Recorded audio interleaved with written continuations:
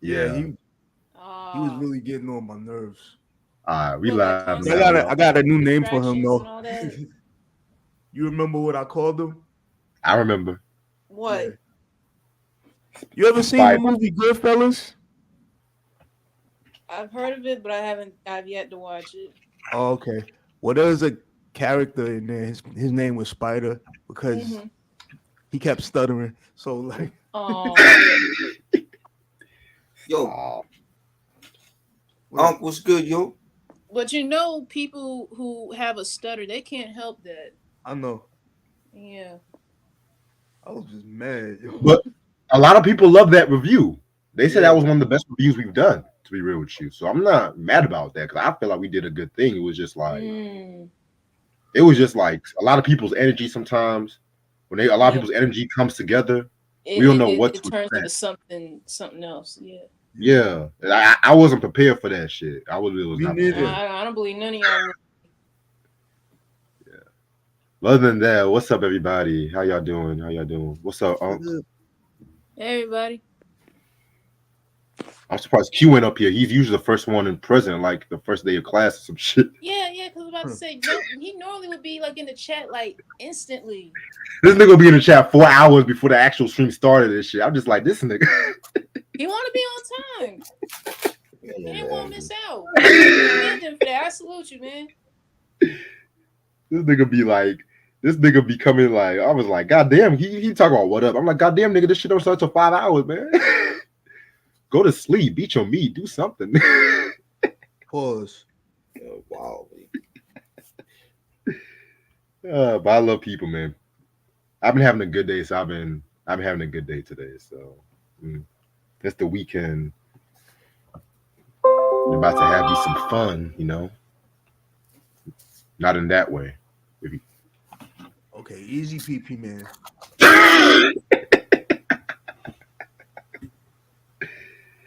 oh boy, yo, we might have a felon for a president, y'all. Wow, we might have a Uh, felon. Mm, what else is going this on? what the world is coming to. The verdict that came in on Trump this week, Yep. guilty on all 34 counts. Yeah. And now it's the black woman trying to come up with the sentencing. I'm kind of worried about that, to be real with you. Oh no. Wait, what? Hold on. Before you get into that, I mean, let's think about it. This fool want to turn around and appeal the verdict, saying that the shit was rigged. Like his ass was complaining about the election years ago. Remember that shit? Everything in his damn life is rigged, man. Let's just keep it. Everything was fucking rigged. No, it wasn't. The country voted not to let your ass back in. He should have called his hairdresser rigged for doing that hairstyle on him. That's what he should have done. At least be like Phil Spector and come out with wigs and shit, nigga. Like, Yeah, and I mean, after all this shit, has anyone noticed that no one's seen his wife? Rex, drop the link for Uncle, bro. all right, cool. Yeah, yeah. Let's be real. Like with all this shit that went down, especially this trial here and the other ones that's going to be coming up. Has Yeah, anyone noticed that his wife is nowhere to be found? she sucking some dick in the side. Shit, I'm surprised she ain't divorced him yet. it's the money. It's the money. She there for the money. Cause she if she divorces ass, she gonna go over to wherever country she come from. To be real with you. As a famous man once said, green is for the money and gold is for the honey. Well, at this point, I Man, wouldn't feel bad if she divorced his ass. Like, yo, why the fuck would you even marry to a man like yo, that? can you imagine if both Trump and Puffy go to prison the same year? Oh, damn. Meanwhile, that Rolling Stone issue gonna be crazy. I saw some experts from it earlier. I'm just like, shit. Mm. I wonder where they get these so-called experts from anyway. Mm. I've told all of you my feelings about Rolling Stone. How they're supposed to be experts and shit. Mm. That's that Questlove. That's that Questlove genre right there. That's Questlove's people. Mr. Smooth Jazz shit. That's Mr. Smooth Jazz shit. I don't understand why people like Hit 'Em Up. It sounds like some shit Luther Vandross would have done. He ruined a Dennis L. Like, shut the fuck up. There will not be any Really say Questlove slander over here. What?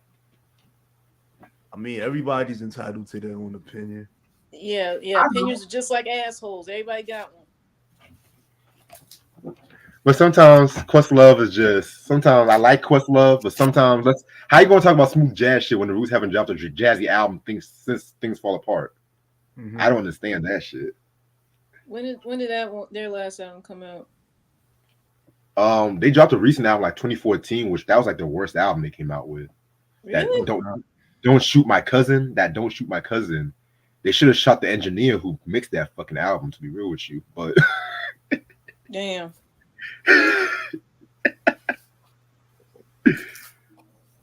Oh my goodness. And what else? Then Usher's getting the Lifetime Achievement Award from the BET Awards. Of course he About is. damn time. Because Usher is the man of the hour now. Yeah. All right. Okay, Mike said he's coming in now. Okay. Yeah, I appreciate you guys for the comments on my post this week about my great uncle. Of course. My condolences to your family, Ashley. Yeah. I told Reg this too that night. I'm still in shock because the last time I saw him alive was at my dad's funeral nearly 4.5 months ago. Mm. Yeah.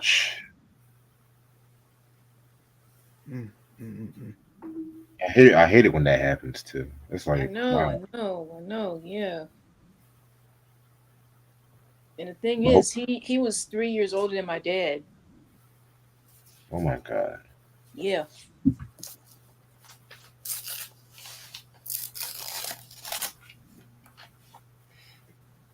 Yeah, but thankfully my sister will keep me updated as far as like when his service will be and all that stuff. Oh, I think somebody else is here. I'm gonna let him in. Oh, okay, Mike's here. Okay. Yo. Damn, it's like the fucking Brady Bunch up in this bitch now. Okay. We would just need one more person, then it will really be the Brady Bunch. They just have Alice in the middle and shit. Well, that was like that last week on my channel. Yeah, I wanted to come on that stream. I was just at work. I was working my second job. I was like, damn, Mike's going live and I'm at work. Fuck. Shit. All right. So, Try, how many more people are we waiting on now? I'm waiting on Unc. I invited the R&B reps, but I don't know if they're gonna show up. Yeah, I sent them the video too. I invited Keith. I hit him up. I don't know if he's gonna show up. Okay. We're going to wait about 10 more minutes. You know, you never know what's going to happen. Anybody gonna tune in to the season 4 premiere book two? Of course. Definitely. Mm-hmm. Ain't nobody gonna bother me that day. No. When is it again? Next week. June Next 7th. Friday. Oh, okay. Bad. Yeah, I can't believe it's the final season, but they're breaking it up into 2 parts. So yeah, part 1 will premiere next Friday, and part 2 will come out in September, early September. Yep. I'll give you 3 episodes before Michael Ealy turns crazy. His character, Okay. you know, all his characters are crazy, demented. So it's like he plays that shit so well. Something wrong with that nigga. You're talking about Michael Ealy. Yeah, every one of his roles he's playing, he's dropping babies from window sills. He's having somebody talking him, like. With the exception of Think Like a Man. Well, he was.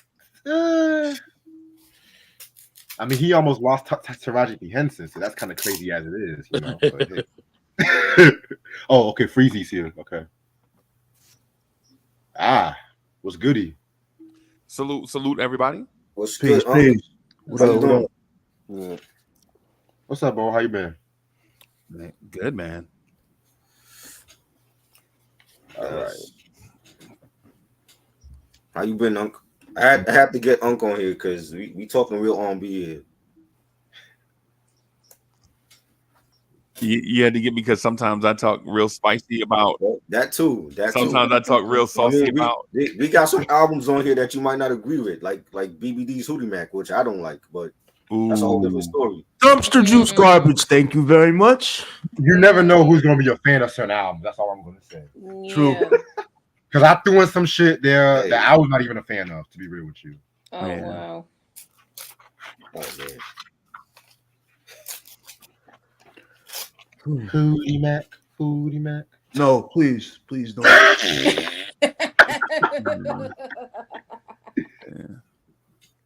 Oh my I god. like it. They should We just got to make this like a March Madness type of bracket, battle, like 13 battles, the best albums of '93 going at each other. right. all right. 93 was a good year. Yeah, it was. Oh yeah. That's like one of my favorite years when it comes to 90s, next to 97. Yeah, the only reason I say that was because 93 was the year I was born, so Yes.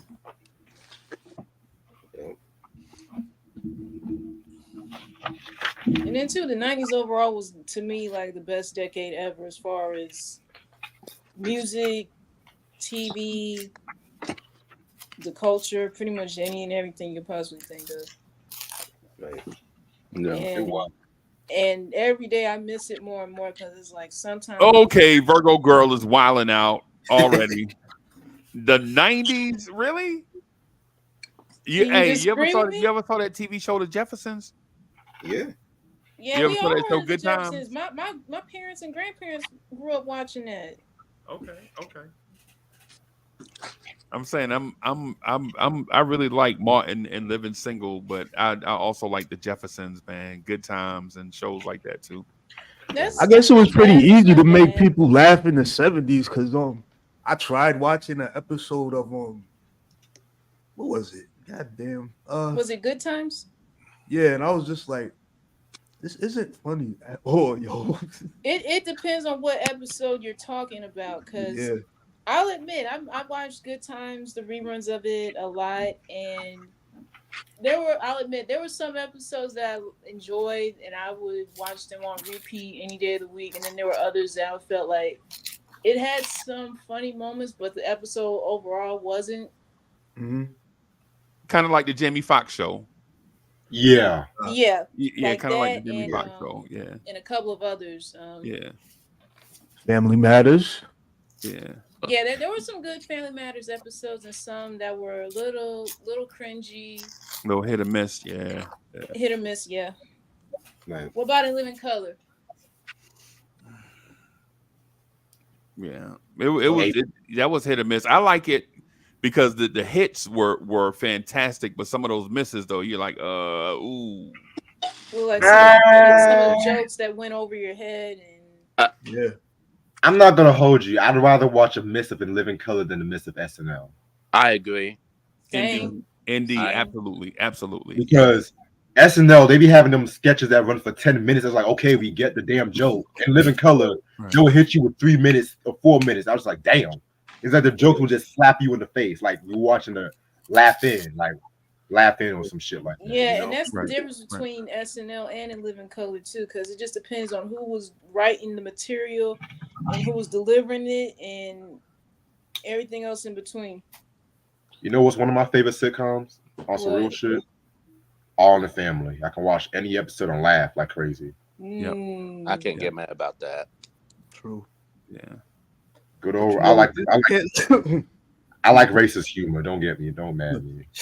With this cancel culture we living in today, they would be canceled for that.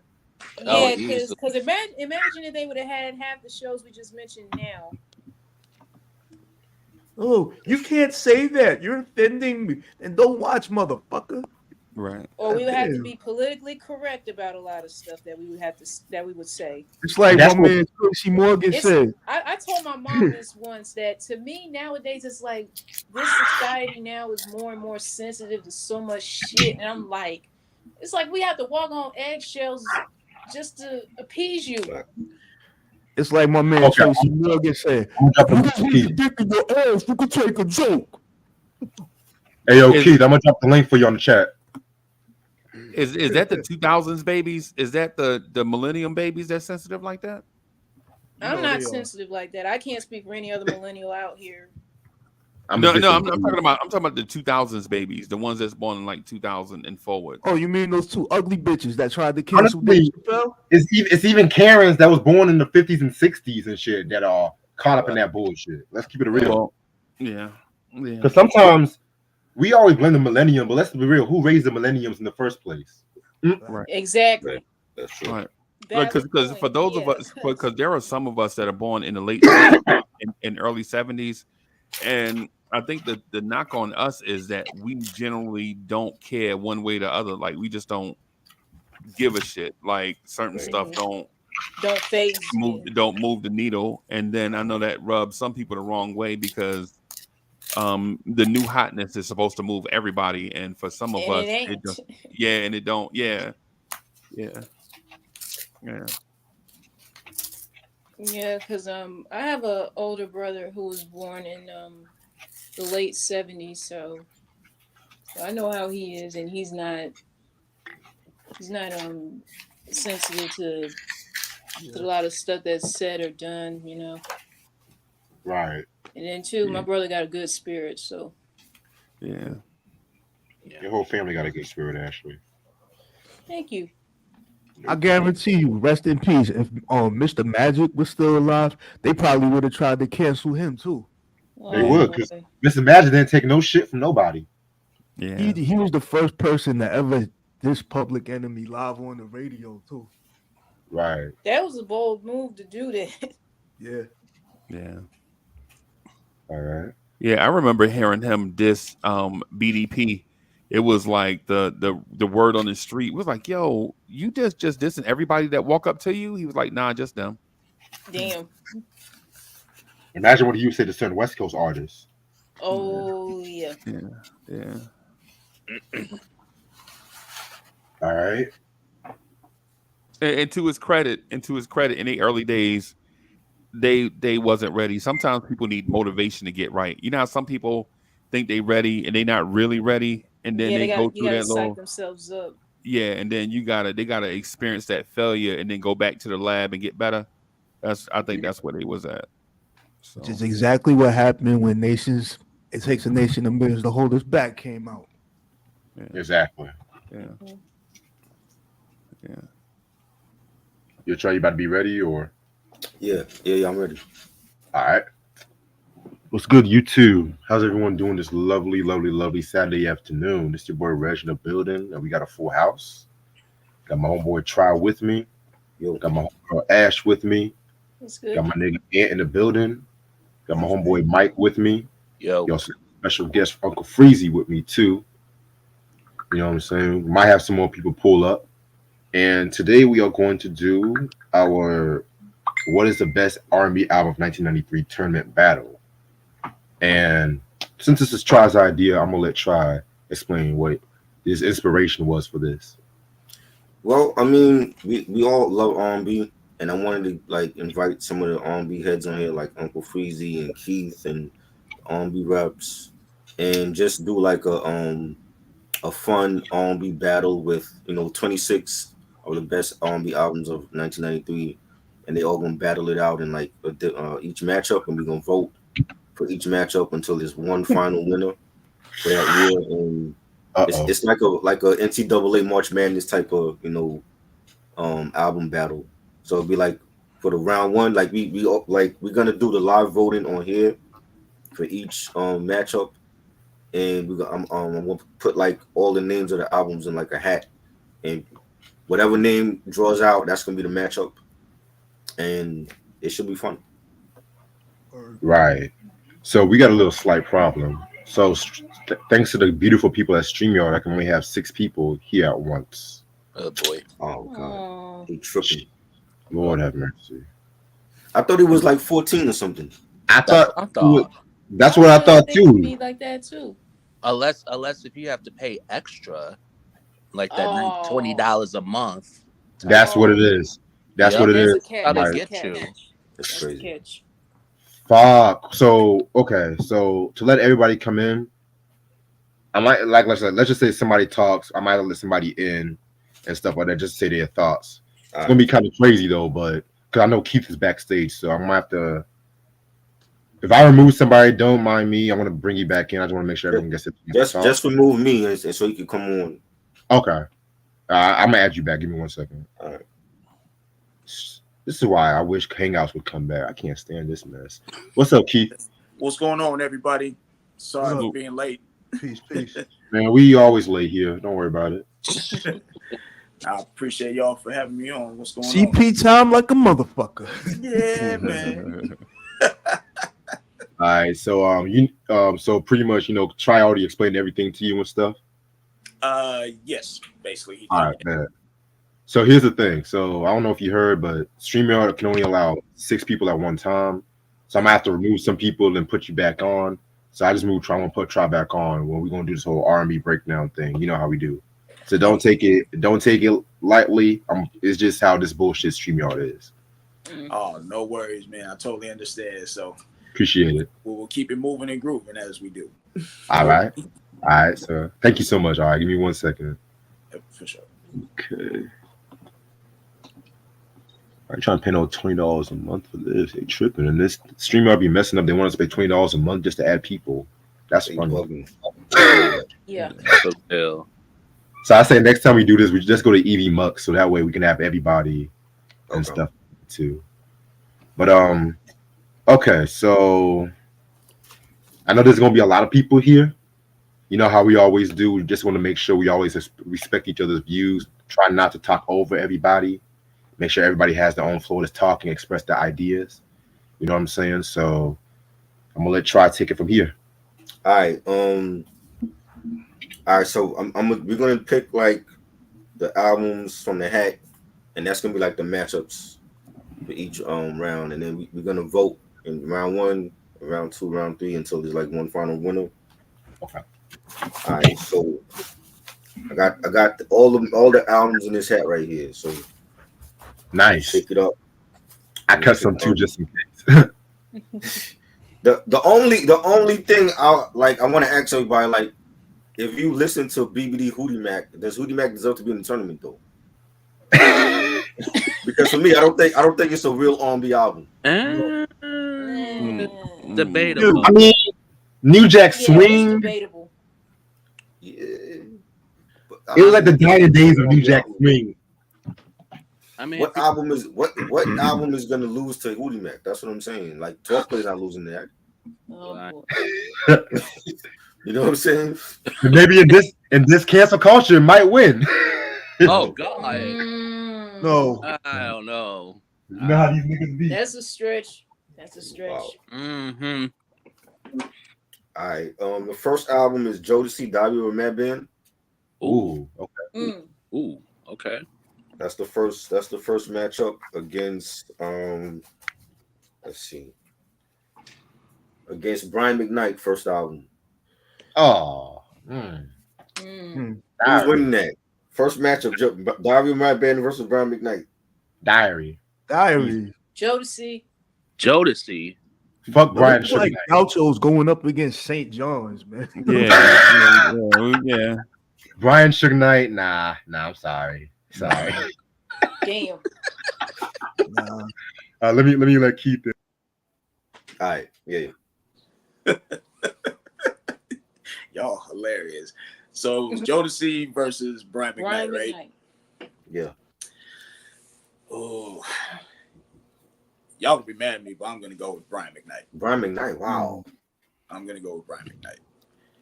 Why do you feel like? I mean, you picked Brian McKnight. Why do you feel like it's a better album for Jodeci's Diary of a Mad Band? So while I like both albums a lot, I felt for me, more connected to the debut from Brian McKnight. So I remember listening to that album a lot more than Diary of a Madman. Right. But if we're taking the personal side out of it, then I would say Jodeci as far as impact goes, because I know a lot of people to this day that still go back to saying, oh wow, Diary of a Madman is a fantastic album. So if we're not going off personal, I will say Jodeci. But if we are going personal, then I'll say Brian McKnight. So you just think like just like track for track musically, it's a better album than Diary of a Madman? For me personally, yes. Yeah. Yes. See, I'm gonna tell you something. Like I'll listen to Jodeci, but I wasn't a huge fan of them until Diary came out. And that was like around the same time I actually went to see them live. And it's always been my favorite Jodeci album. Gotcha. Brian McKnight, I didn't really listen to, like, I knew who Brian McKnight was from Take Six, the group and all that, but I didn't really listen to him until like when Anytime came out. And then like, you know, all the albums Back at One and the Gemini album, you know, Bethlehem was a great Christmas album. But even with Diary, I remember when it came out in 93, it was people talked about it, but it didn't have like the fanfare that it do now. See, like when the first album came out, they were on it. When the third album came out, the show, the After Party, the Hotel, they were on it. But the second one, it was like people didn't really understand how they were coming, because they had on the camouflage, they had on the Doc Martens, you know, they were dressing up at you know, the Billboard Awards like thugs, you know what I'm saying? So we didn't really understand how they were coming with that album. But I mean, the R&B ballads were great. The production from Devontae and Dalvin produced on there, Timberland, Missy is on there. It was a great album, you know. And Redman too. Huh? Oh yeah, Redman, Wendy Williams, they were on there. And it's become like my favorite Jodeci album over the years. But when they first came out, like I wasn't on them like that until the second album. I got you.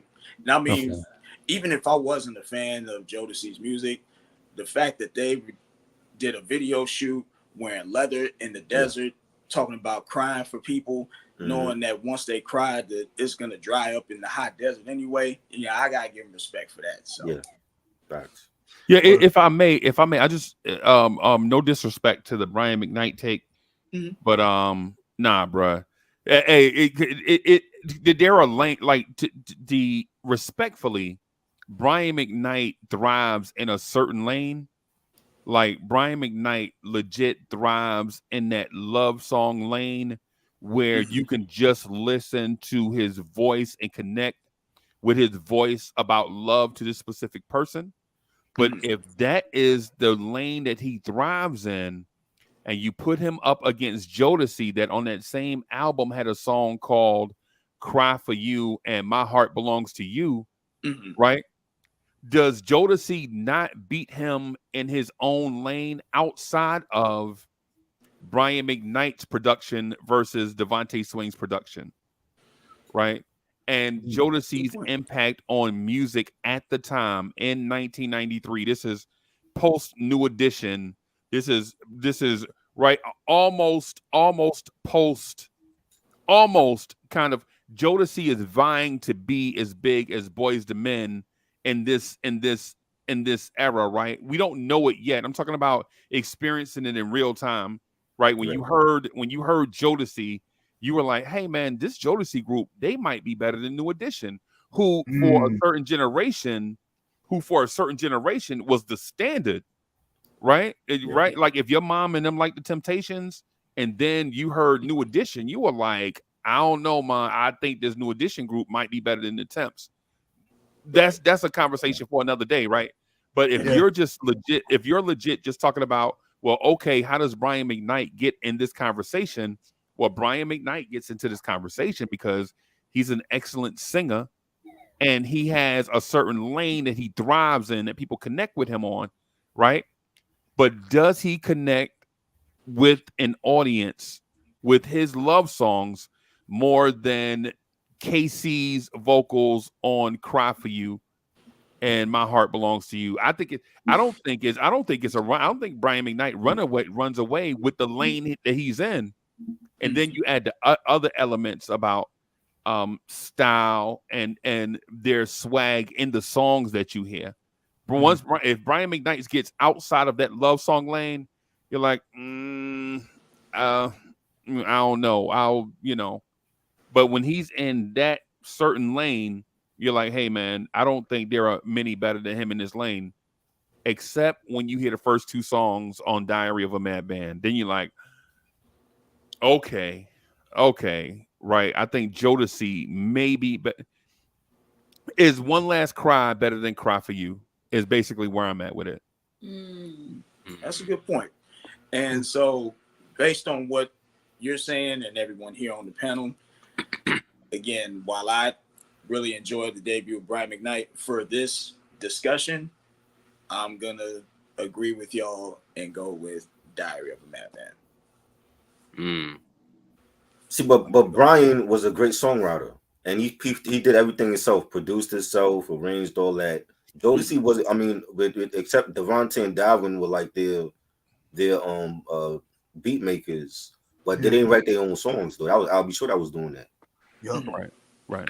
But yeah, I think definitely as far as the impact, especially for '93, because there was definitely a shift happening, especially during the time when Diary of a Madman was released, that it seemed like a lot of people were more connected to what Jodeci was bringing to the table versus what Brian was. And I think because I enjoyed what Brian brought to the table, especially for it being a debut, I think that's why it resonated with me a little bit more. But I also appreciated what Jodeci was bringing, especially after the success of Forever My Lady, now going into Diary of a Madman. Yeah, man. Forever My Lady, another good song too from them. So Right. we all got, and it was a love song era. End of the Road was a mega smash during this era too. So people appreciated the love songs too from whether you're an R&B crooning group or R&B crooner solo. People appreciated those songs in that moment also. That's why I think it's probably, no disrespect to Brian McKnight, but there's no harm in being mentioned. I don't know if this one is close. well, I mean, to me, it was one of the best albums of '93. That's why like it made the tournament. Right. You know, like I mean, like with the matchups, any album at this point could win. You never know who people might like over the other album. So right. So we all got. But I'm not saying it's a bad album. I'm sorry, y'all. I'm not saying it's a bad album. I'm just saying in this matchup, right? And in this matchup, I think it's just an unfortunate matchup. So we all got Jodeci. Yeah, Jodeci. I agree with you on that. So as far as this matchup, yes, I would say Jodeci. All right. The next, all right. So Jodeci is moving on to round two. The next matchup we got is Prince, Gold Nigga, and we got Lisa Stansfield, So Natural. Ooh, interesting. Now this is some obscure shit right here. These are your picks. I know. That's why I want to make it interesting. I have to go with the new Power Generation Gold Nigga. I knew you concocted this shit, man. Man. I gotta go with Gold Nigga. That's some straight up funk right there. Yeah, I'm gonna have to. I'm gonna have to go with Prince. I'm gonna have to go the same. Prince. And at the same time, he was still riding that wave of Diamonds and Pearls, which is another album we got to talk about, Reg. And he was just like everything he did at that time, you couldn't touch him at all, yo. Prince, like next to Michael Jackson, Prince a legend, and I think any song, about any song he touches, gold. Like that's just like my honest opinion. Even on the Black album, aka Love Sexy. Yeah.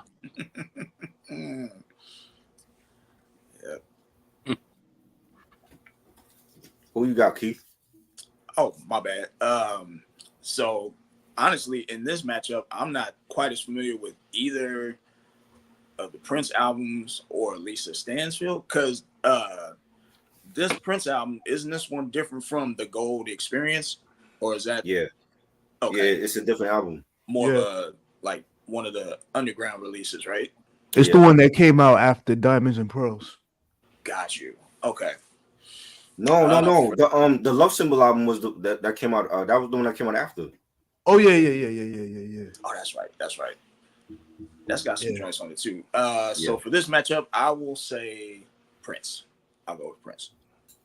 All right. Unc, what you got?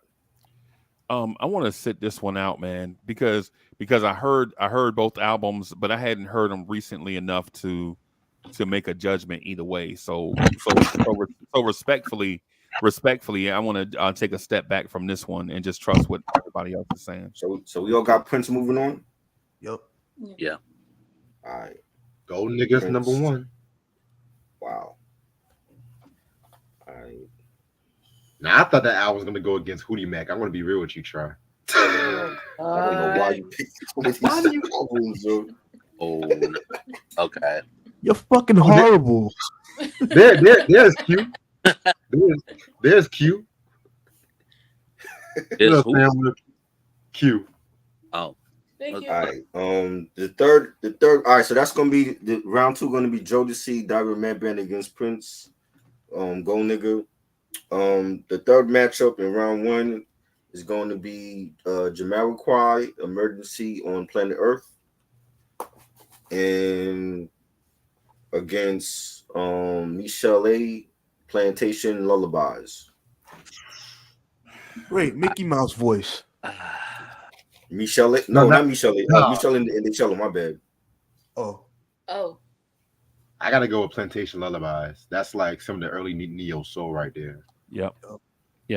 this part I'm gonna sit this one out. I haven't heard neither. Yeah, that I was about to say the same thing. I never heard neither one of those albums. I'm gonna sit I myself told Rick not to include these albums, yo.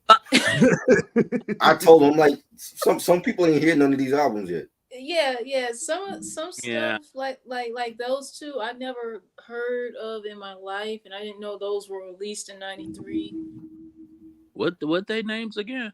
I need Jamiroquai to put out more Jamiroquai music. Plantation Lullabies. Michelle in the cello. Jamiroquai. Jamel.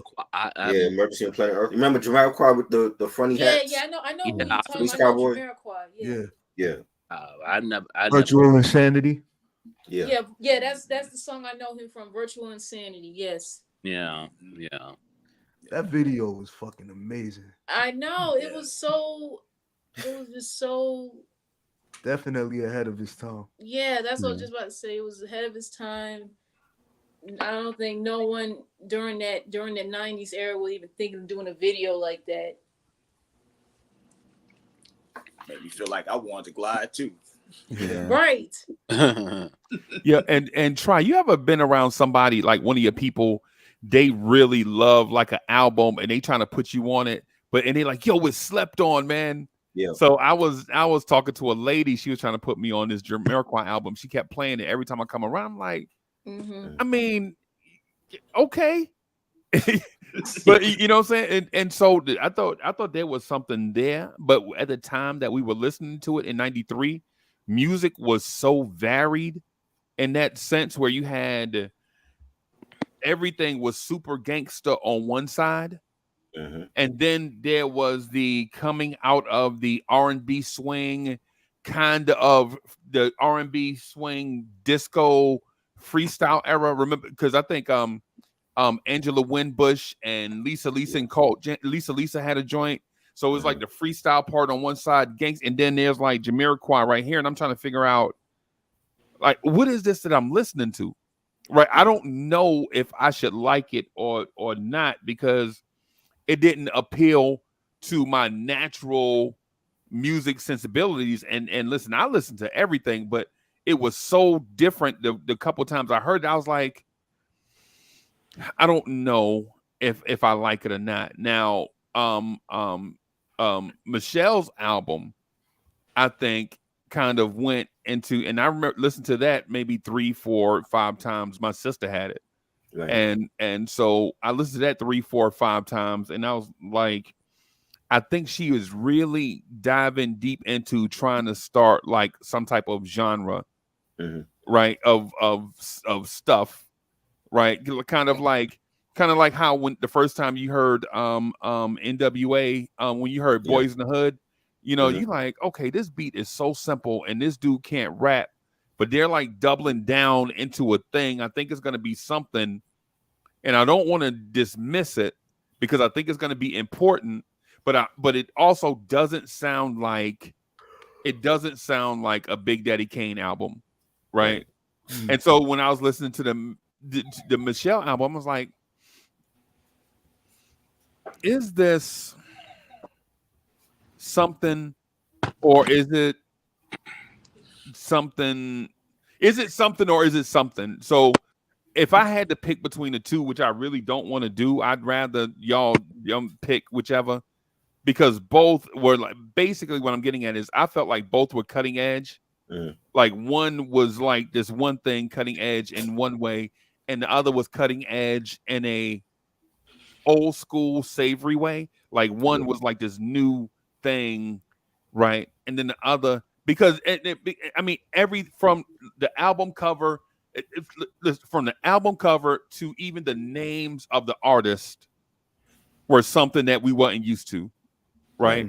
And so it's like, and not to belabor the point, but whoever loses, I think whoever doesn't make, not lose, but whoever doesn't make it to the next round, I think they should still get props for being innovative.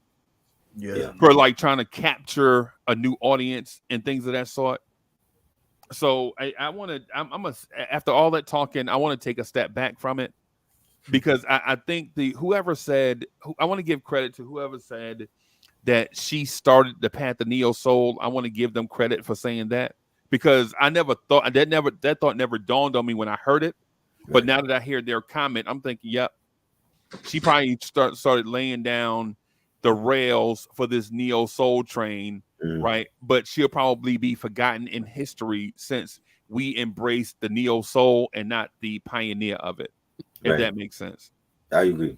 And she was at that time in '93. It was more controversial because she was coming out being a lesbian. Yep. And that's what they focused on more than the music. So unfortunately, a lot of people slept on that album. But the album, I agree, was like the early stages of neo soul. It had great production. The songs were soulful, and she's she plays the instruments as well. So I think I'm going to go with her album. The Jamiroquai, I didn't really listen to him until Space Cowboy, and his sound was like more disco-ish, and then like later was like more alternative. But I think Michelle's album was great. Plus, let's be real, Madonna does not know how to market her artists on her label. Let's keep it above. Right. That's right. She has on the label. There was another R&B group, UNV. They had that song "Something's Going On." Yeah. Madonna only promoted that one song, and that was it. And that was it. Yeah. And they had bops too. That whole album was bops, man. I'm like, come on. Yeah, that was good. And the irony is, I just heard that. I was just listening to that song before I came up here with y'all. Something's Going On, and I just listened to To the Extreme right before I got on with y'all, just in that same era or whatever. So my bad for me. Yo, I get chatty with R&B stuff, man. My bad, y'all. No, you good. You good. Be yourself. Something's going on. That's like one of my favorite songs. I'm not gonna hold you. Honestly, anytime something crazy is happening in my life, I just play that song. I'm so real. Yes. Like 24/7, honestly. I have to be in a certain mood to like play that song, unless if it comes up like somehow on like YouTube, like recommendations or some stuff like that. But yeah, but try, man. We got Michelle going on to the next round. Yes. Yeah. Before you start, I want to make a comment. I was like, I had to throw in some alcohol. You never know what people listen to. So I only have 15 on my list, so but the other albums were Reggie's albums. You took all the albums I wanted to pick and shit. Yeah. So I mean, some of them, so the ones that you had on your list, like Aaron Hall, that was a good album too. All right, so the next matchup, we got Color Me Bad with Time and Chance, and we got the Uptown Unplugged live album. Ooh. That's a hard one for me. I'm gonna be keeping it a buck. Hard. I might have to go with Color Me Bad. Okay. I gotta go with Uptown. Christopher Williams live, yo. Yeah. Come on, man. And he did his own version of Teddy Pendergrass. Yo. Then MTV didn't want to show that performance too. That's the bullshit. Yeah. Uptown for me. Rest in peace, Andre Harrell, because he fought hard for that too. Yeah. Yeah, man. Yeah, man. Yeah, just for that, I have to go with Uptown. I love that Color Me Bad joint, but yeah. Even Mary J and KC's duet. Come on. Yeah, I mean, think about it. Without Andre Harrell, half the and to a lesser degree, Father MC. wouldn't be here. Right. Yeah.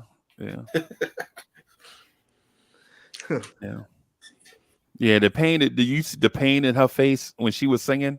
Yeah, I remember the unplugged, the pain she was feeling at the time. Nobody knew why she was, expressing those emotions there. Yeah. But when you heard that song live, bro, you were like, you know what? This right here might be a classic. Right. And the way Casey was looking at her, he was like, if you don't like yeah, he was doing the Ike turn. He was like, I think I'm gonna go with Uptown as well. If I'm not mistaken, that was where Jodeci's version of Lately was debuted at, right? Yes. Yeah, the MTV show. And for the fact that Uptown at that point, had been around for a few years, but since MTV let them as a label do their own unplugged special with all the artists, I thought that was a monumental moment. So definitely, I think, the Uptown Unplugged would be my choice. And for me, that was like my first actual like live concert going to the Uptown MCA tour in '92 and seeing all the Uptown MCA artists. The only person I was missing was Christopher Williams, because I know he had friction with Andre Harrell, so he wasn't a part of that tour when they came to New York. But I did get to see Jodeci. They played their own instruments, they sang great live. They did acapella. Mary J. Blige first major tour, she was great. She was even wearing like the white suit in from the Real Love video. She was wearing that on stage. Father MC, he's from Long Island. He was there. He did his thing. Heavy D and the Boys came out and they did You Can't See What I Can See. That came out in summer '92. The people I was on that tour that wasn't on the label was Pete Rock and CL Smooth, because they were the opening act. But I know they did a lot of stuff for the Uptown MCA artists, but they were great too. And that was just a great tour that I'll always remember. I still got the concert ticket for that. Because Pete Rock is Heavy D's cousin. Right, that's his cousin, right? Like like I said, like he's done stuff for Father MC, he did stuff for Heavy D, for Mary. Oh God. I'm thinking about that review we did about Father MC. Oh Lord, you crazy. I love that album. Disney's Big Daddy Kane. I keep trying to tell y'all that. No, he is not. Yeah. You said who? Big Daddy Kane and Father MC should never be mentioned in the same sentence ever. That's what Reg was saying. Shit. Yeah, you mind if I mention just a small thing right there? Bro, if Big Daddy Kane would never salute to Big Daddy Kane if you watching, bro. Big Daddy Kane, I don't hate you. I just hate the pivot that you did. Right? Yeah. The pivot you did, you made a left and I was going straight. You know what I'm saying? And we just got lost. About the white suit? Bro, in that Don't Curse video when he dressed up like a bullfighter, bro, I thought that was Prince. And he had the broken wrist too. I'm like, what the hell was going on, nigga? Oh my god. But it's Kane, so he could get away with that. Yeah, but the point that I was gonna get to is if Big Daddy Kane would have never made that pivot, I don't know if Father MC is Father MC. right? Ooh. You know what I'm saying? And no disrespect to Father MC, man, because I follow him. I check him out on Instagram, on IG, and all that. Right. Father MC, if you watching, you need to get your technology up, right? But the thing is if Father, think about that. At the same time, Kane makes that pivot. Father MC jumps out here with Jodeci, right? And you're like, this dude is in, and I know it's gonna sound like I'm fishing, right? But Father MC is dressed up just like Big Daddy Kane was dressed up in that Smooth Operator video. I told you, Right. Try. I And told you. and so for one that liked that Smooth Operator, they didn't follow Kane. They just went on with Father MC, and Big Daddy Kane is I smoking get what you're cigarettes with saying. Barry White. Well, my bad. So I'm gonna use a wrestling reference. So Big Daddy Kane, Stone Cold Steve Austin, and Father MC's Bill Goldberg. No, what I'm gonna say is Big Daddy Kane was superstar Billy Graham, right? Yeah. And then superstar Billy Graham gets hurt, right, with the shoulder injury, and then the WWF showcases a dude named the Ultimate Warrior, right? Ooh. And for those that like that crazy style, go crazy in the ring style, they forgot about superstar Billy Graham after that, and the Ultimate Warrior took that mantle to a whole nother level. Is what I'm getting at. Yeah. If you like the guy with the ribbons tied around your arm that's yanking the rope and going crazy and all that stuff, superstar Billy Graham gets hurt and is out for like a year or two, and the Ultimate Warrior takes that mantle, and nobody even remembers superstar Billy Graham. Wow. See, like I never at that time I didn't never compare them because we know what Kane was. Kane was the lyrical assassin. He gave you Set It Off and Raw and Ain't No Half Stepping. Mortal Along the way Kombat. though, by I want to say like the second, third album, he started doing the radio stuff, which led to his downfall. With Fall MC, he was promoted like that from the jump because he was on Uptown MCA. So he wasn't. There's no Fall MC record that I said, yo, like he's killing it lyrically. He wasn't that. Right. I gotta ask y'all something. So I saw a recent, and we're gonna go into the next round after this. I saw a recent interview with Kane, and he was talking about how Curtis he was writing for Curtis Blow, and Curtis Blow wanted to do like a Set It Off Raw kind of record from Kane, but Kane said that that's not him. Do y'all think that Curtis Blow would have done like a Raw kind of record and shit? That's a good question. Curtis Blow was big at that time, bro. Like he Yeah. was like, the way we look at Nas, that was like Curtis Blow back in like 83, 84. Like Facts. he was that guy. You know what I'm saying? I think he could have pulled it off. So quote Russell Simmons, he's the king of rap, nigga. Yeah, I agree with Try. He would have definitely pulled it off. Yeah. I mean, I could see it. Yeah, I think the opposite. I think dudes at that time would have murdered Curtis Blow. I think there were dudes that could rap in 86, 87, like Super Lover C, like dudes that don't get lyrical credit. Right. Or like I'm thinking like 87. Do I go get Curtis Blow? Because I listen to Curtis Blow say, basketball is my favorite sport. I like the way they dribble up and down the court, right? And then I'm listening to Slick Rick do the show with Dougie Fresh. I mean, Lottie Dottie with Dougie Fresh. And I'm thinking, this dude don't even have a beat. He rapping over dude that's beatboxing, telling you a story, and you absolutely are captured by a dude that's rapping over the beatbox. And Curtis Blow has everything. Curtis Blow has all the back end of Rush Management, Larry Smith, all this stuff. And I disagree. I think the rappers at 87, the cats like Just Ice, the emergence of Coogee Rap that's on the original Raw, Masters of Ceremony. I think cats would have ate Curtis Blow up. I think it's the same thing because Curtis Blow's not a better rapper, in my opinion, than Melly Mel or Grandmaster Caz, and they couldn't even survive in 86, 87. Right. So I think Curtis Blow probably should have just did what he did, stayed in that lane, because we probably would not have looked back on him fondly if you'd have came across like trying to say something like, "Come get some, you little bum. I take the cake, but you can't get a crumb." Curtis Blow saying that, we'd have probably looked back at him like, You know what? I kind of have to agree with Freezy to an extent because the way I think of Curtis Blow, he belongs in that Busy Bee Starsky "Yep, kind of era. yeah, But at the same time, he knew how to move the crowd. You know, Right. he had like that voice that it might sound weird to this generation because this generation likes to make fun of early 80s hip hop for some kind of reason. Right.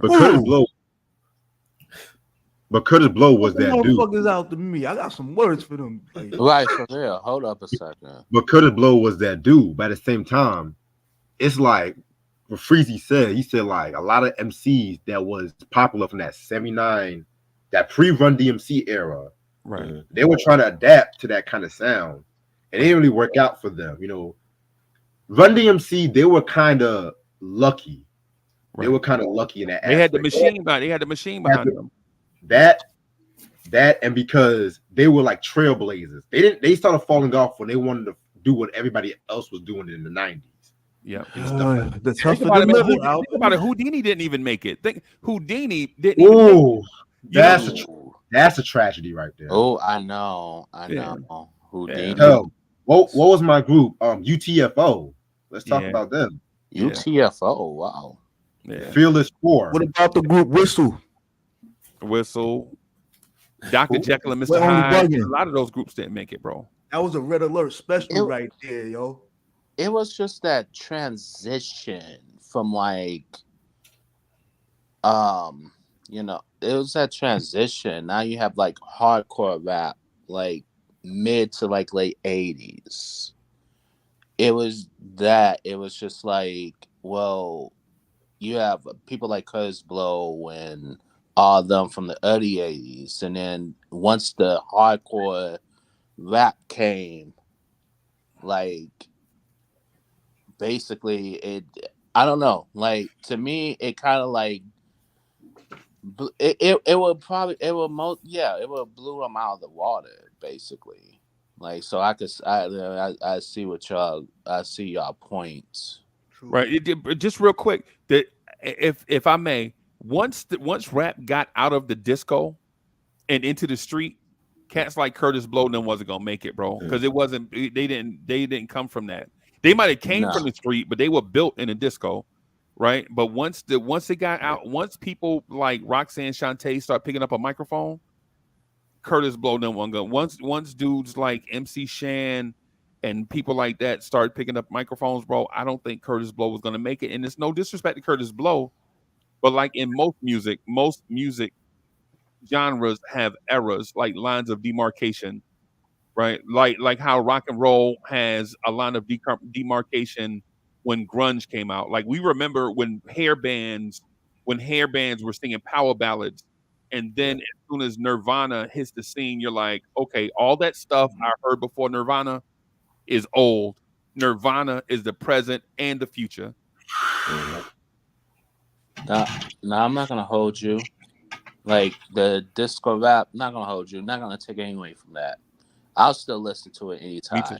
Yeah, me too. But as soon as G. the hardcore rap, like NWA, Run DMC, and all that, they would have blew them out of the water like easily. It's just lyrical, and I'm speaking lyrically, not only lyrically, but maybe like beat wise as well too. I didn't mean to get off topic, bro. I get off topic easily, bro. Nah, it's all good. This is why we're here. I wanted to get Keith's. Did we get Keith's pick for this matchup? I don't think we got it. We did, but we can ask him again. Hold on, we can ask him. All right. So we got Uptown Unplugged. That's moving on to round 2 against Michelle's Plantation Lullabies. All right, the fifth matchup we got. Let's see. Is LaFace, A Family Christmas Album, against we got Joe Everything. Man, LaFace. Yeah, they had a Christmas album. Yeah.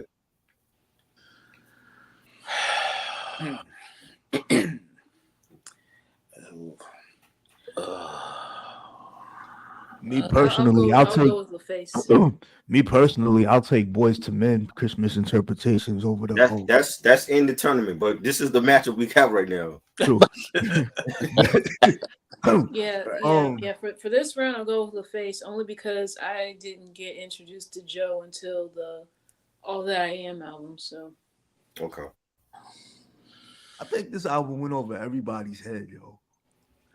Like especially Which at one? that time. Huh? The Joe album? Yeah. I mean, did my pops have this album? I don't think he had it. Yeah, nah, he didn't have this one. Well, I'm gonna go with the LaFace. I'm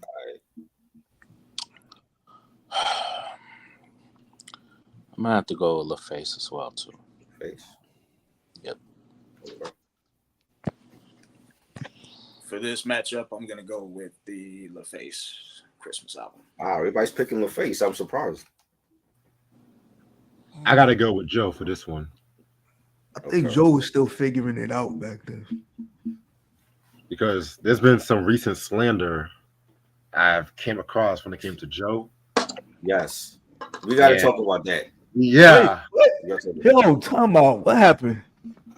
So there's this YouTube channel I don't like to mention because they fucking did me wrong and whatnot. And they said that Joe's All That I Am album that had like 5 or 6 singles wasn't a classic album.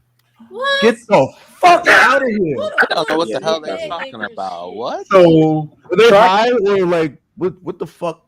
I'm gonna be real with you. See, this YouTube channel is very biased, and they don't know what they're talking about. Their rankings have been all over the place. Like I think they put one time the Love and Life album over No More Drama at one point. Yeah, Really? Slander. No slander over here. Are you fucking? yeah, that Everything album. It's not Joe's best album, but at the same time, it's still like it has some Quiet Storm shit that I fuck with.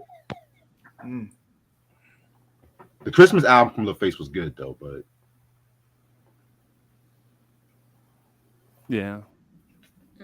How do you I think I'm with Reg on this one.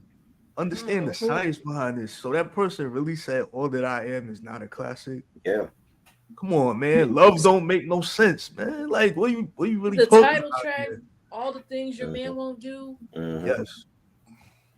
That's her opinion. I mean, I've never heard anyone say that, but that's her opinion. That's her opinion. Let her get her view she wants. That's all I gotta say. That's why we here.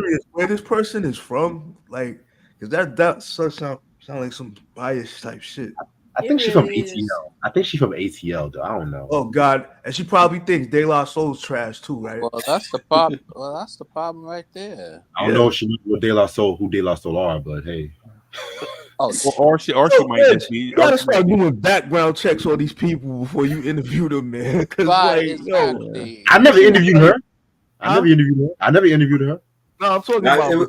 She made a post. She made a post, and she had like a video on Instagram talking about Joe's album, and I had commented, and she was like, "Oh, that's not a classic album." So I tagged Reg, and she was like, she started laughing. I'm like, he had like 5 big hits off of that album. Exactly. So how the hell? And it went platinum. When it went platinum was the thing. Could she possibly say that shit wasn't a classic album? Yes, it was. Man, she might be 12 years old. I don't understand some people in the way they fucking think, yo. Like for real. Like how old is this girl? Like right, exactly. I want an ID, or Social Security. I want all that. I'll send all y'all the video later. Don't worry. Okay. And I think Trump said something about 3 or 4 years ago, and it makes perfect sense in conversations like this one. When we mention the word classic, right? When we mention the word classic, we have to understand that classic means special, right? Classic means set apart, right?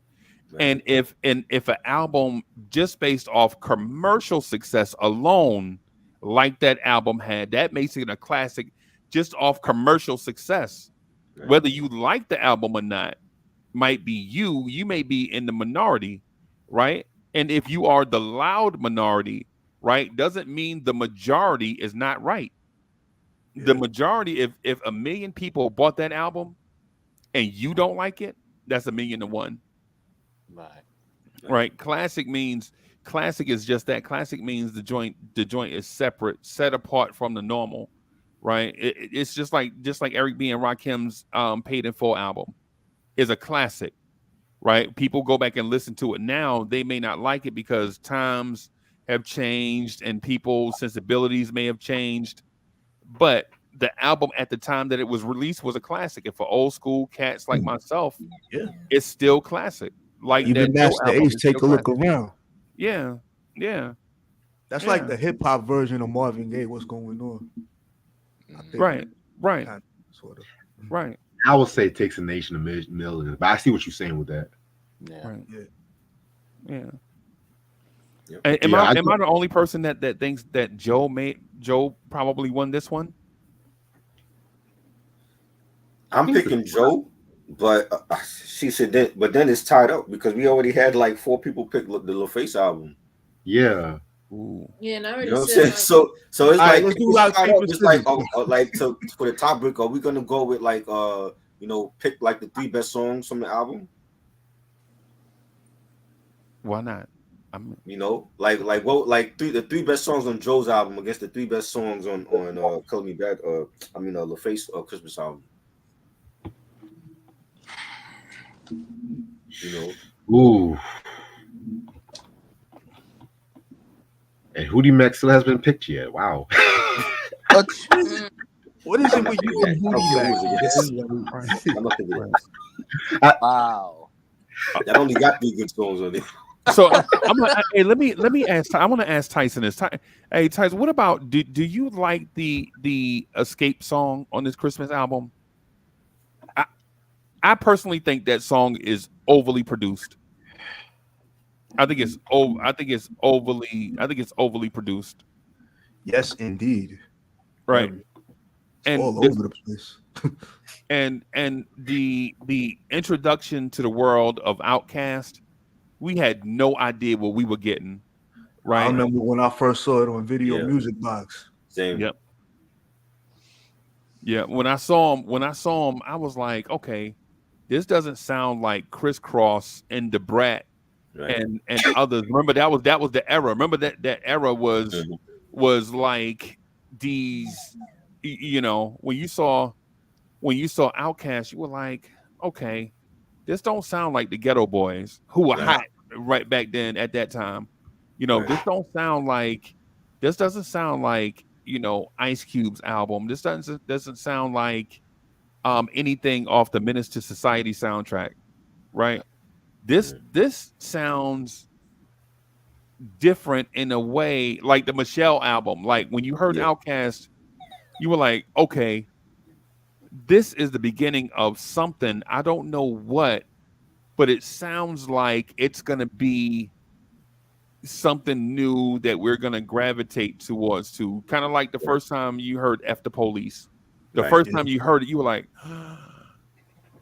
holy crap, they said that on a And record. Chuck Chilla was the first DJ to ever play that in New York too.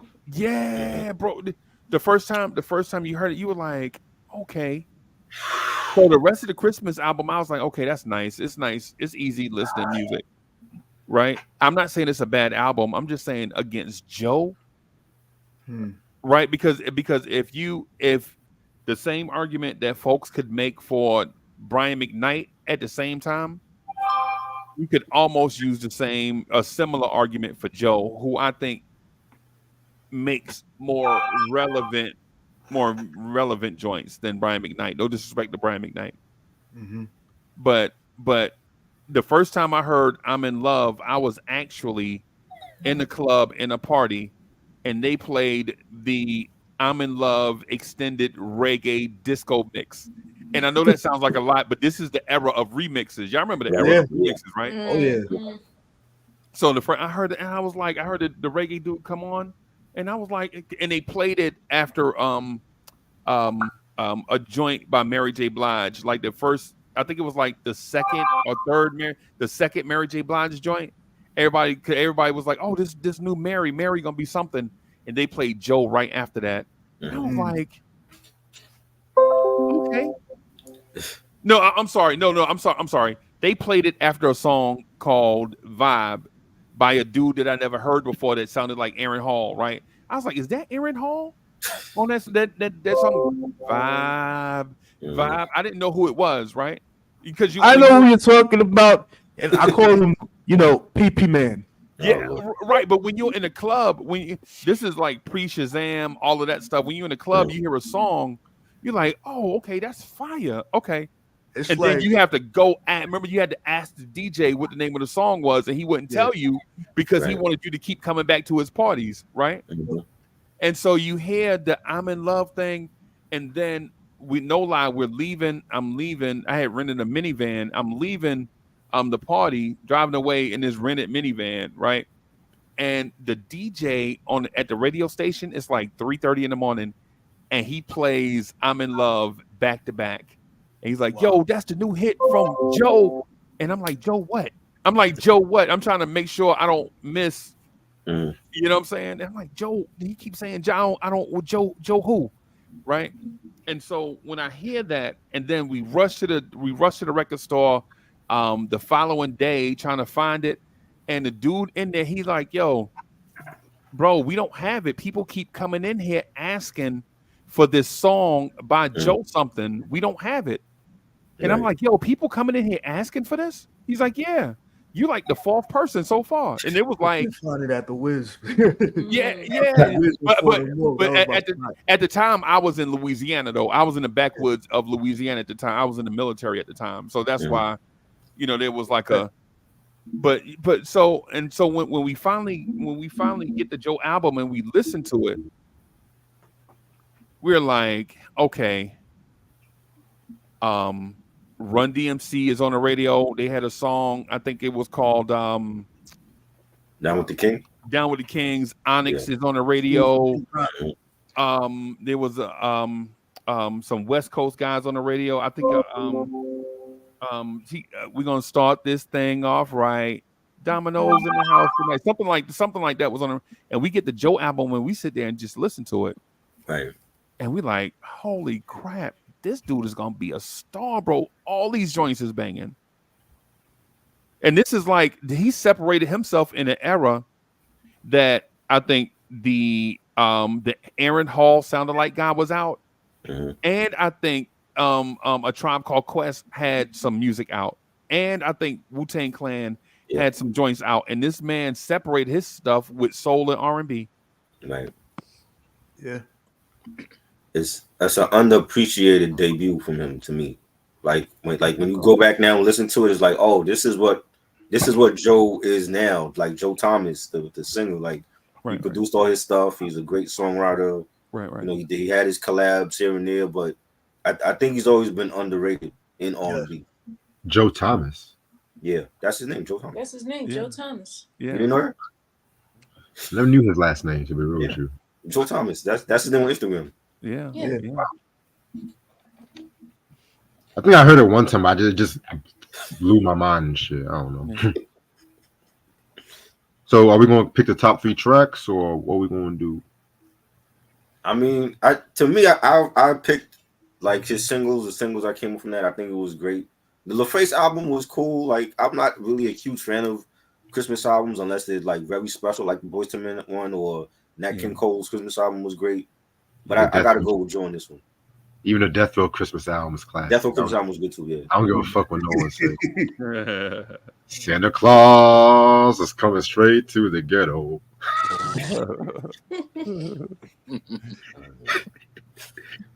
But yeah, I guess James Joe Brown Christmas album was dope too. Huh? James Brown Christmas album. I never heard that one. That was good. All right. What year did that come out? Let me see.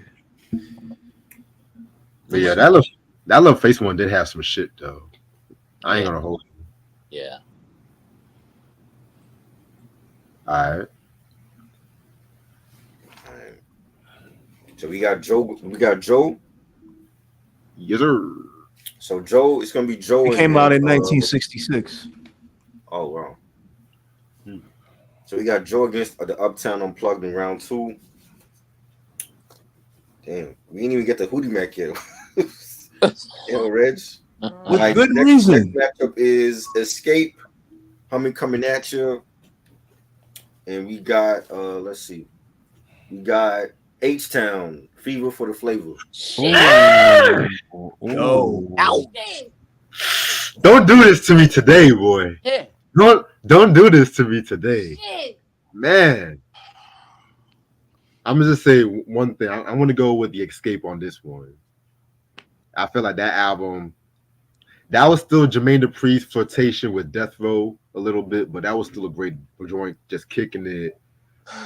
Understanding, Fire. Yeah. You know what I'm saying? I love the H Town album though, but that's not my favorite. Yeah. That's hard. That's so hard, man. I'm gonna have to go Escape by a margin on this one. Okay. Escape from me. Yeah, I mean, Which both one? albums. Yeah, I mainly remember the singles from. But I know Keeping My Composure from H Town, that was my joint. That's my I joint. love that. That's my song. Yeah. Yeah, just how they flipped that Barry White playing your game, baby, was a nice move for that joint. So, oh, yeah, I think I'm gonna go with Escape though. I'm gonna go with Escape. Okay. Escape. Yeah. Unc, what you got? I think these for me these are relatively even, and the reason why they're relatively even is because I like both of their I like the way both groups came out. Yeah. Right. I like the way both groups came out, man. Mhm. I think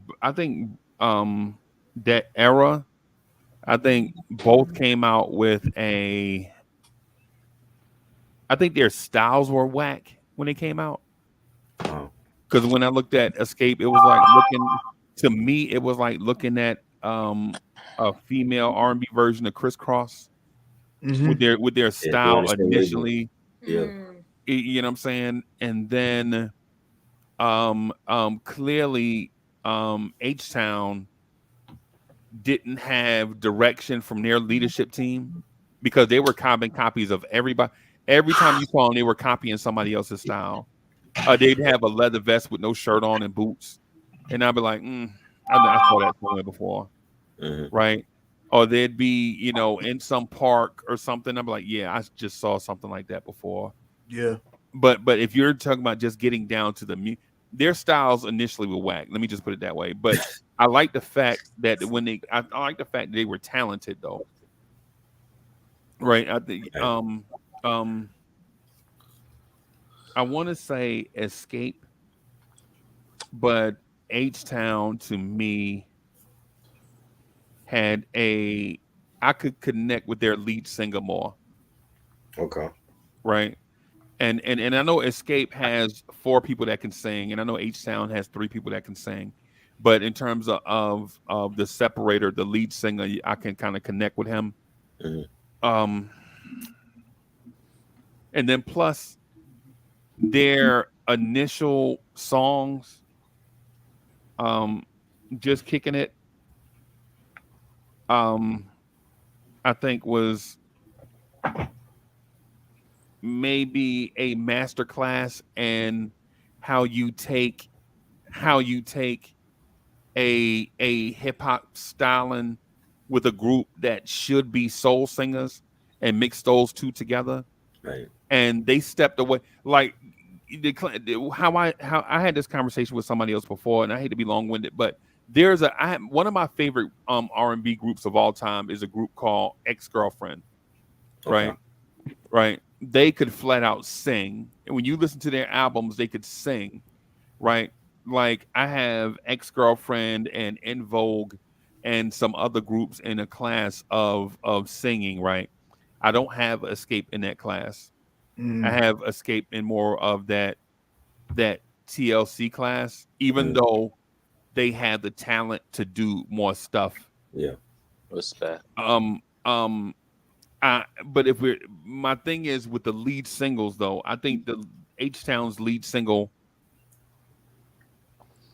is more different than what you had already been hearing on the radio. Right. Right. Like when you heard Knocking the Boots, you're like, okay, I love that song. this is different.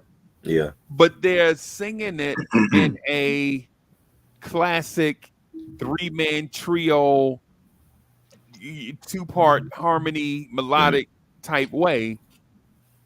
And Just Kicking It sounded like a radio jam. Right. Just like an introduction. Right. So if I have to pick one, and I know this is gonna sound odd, I gotta go with H-Town on this one, just because they kicked in the door a little bit more. But I think it's even. If you ask me in 30 minutes who I prefer, I might say Escape. But right now, in this moment, I think it's so close. I'm gonna go with H-Town because even though their style was whack initially, right, the copycat style, just do what everybody else is doing style. Right. I think I connected with their lead singer more. If that's my point that differentiates one from the other. Yeah. I could respect that. Yeah.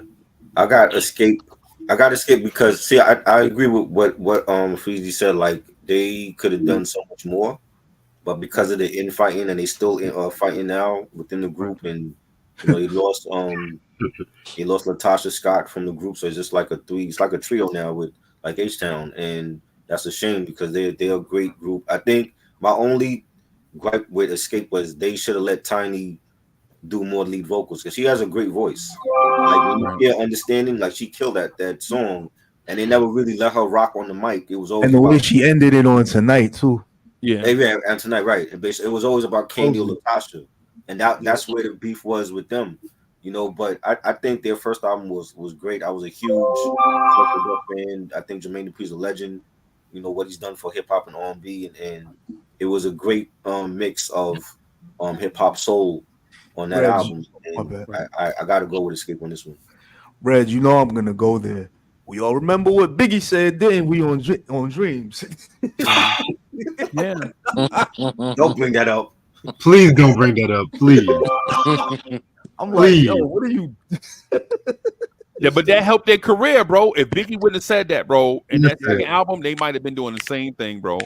Yo, notice on that second album, they went away from that whole. And for the longest time, I don't mean to sound like a jerk, but I never knew Latasha's real name. I always called her the fat girl from Escape. Damn. Oh Lord. I was reckless. I was young. What you expect, man? Don't fat shame the girl. Nah, we ain't doing that, yo. Hey, Try, you saw that post I put on the group me, right? Yeah. Yeah, I never knew that. I know Uncle's gonna say something. No, I thought you were gonna say something. No. I was just pointing out the fact that Escape had the potential to be in that Sister Sledge, in that Jones Girls, in that type of category. In my mind, if they had the creative writing, the forethought to think about writing songs about if they had music that talked about resounding stuff, but they always talked about the moment, right? They always sang about the moment, right? And sometimes, when you sing about the moment, it's the reason why Outkast is here and people don't remember Das Effects, right? Like when you in that moment all the time, it's good for the moment. It'll get you on the map. But as a matter of fact, Money Mike, guess what the name of their first song is? What? Just Kicking It. Wow. The first song, the name of the first song, they stayed in the moment, bro. Right. That's crazy. I heard 3 other songs called Just Kicking It too. Wow. Wow. Right. Oh, they try to flip it. They try to kicking it. Homies just right. Lounging with the homies. Right.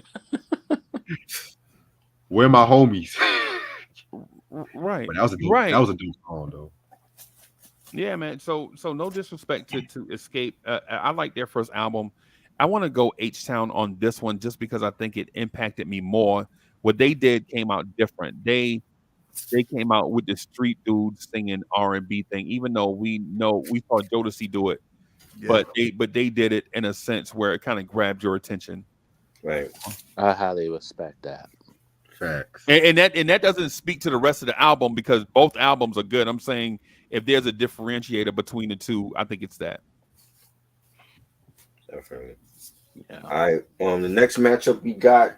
This is match 7. We got Lenny Kravitz. Are you gonna go my way? Against Aaron Hall, The Truth. Mm. I'm gonna sit this one out. Me too, because I never listened to either one of them. Me Either one of those neither. albums. Sorry, y'all. Sorry, y'all. I'm going with Lenny Kravitz, man. Right. Yeah, I gotta go with Lenny on this one.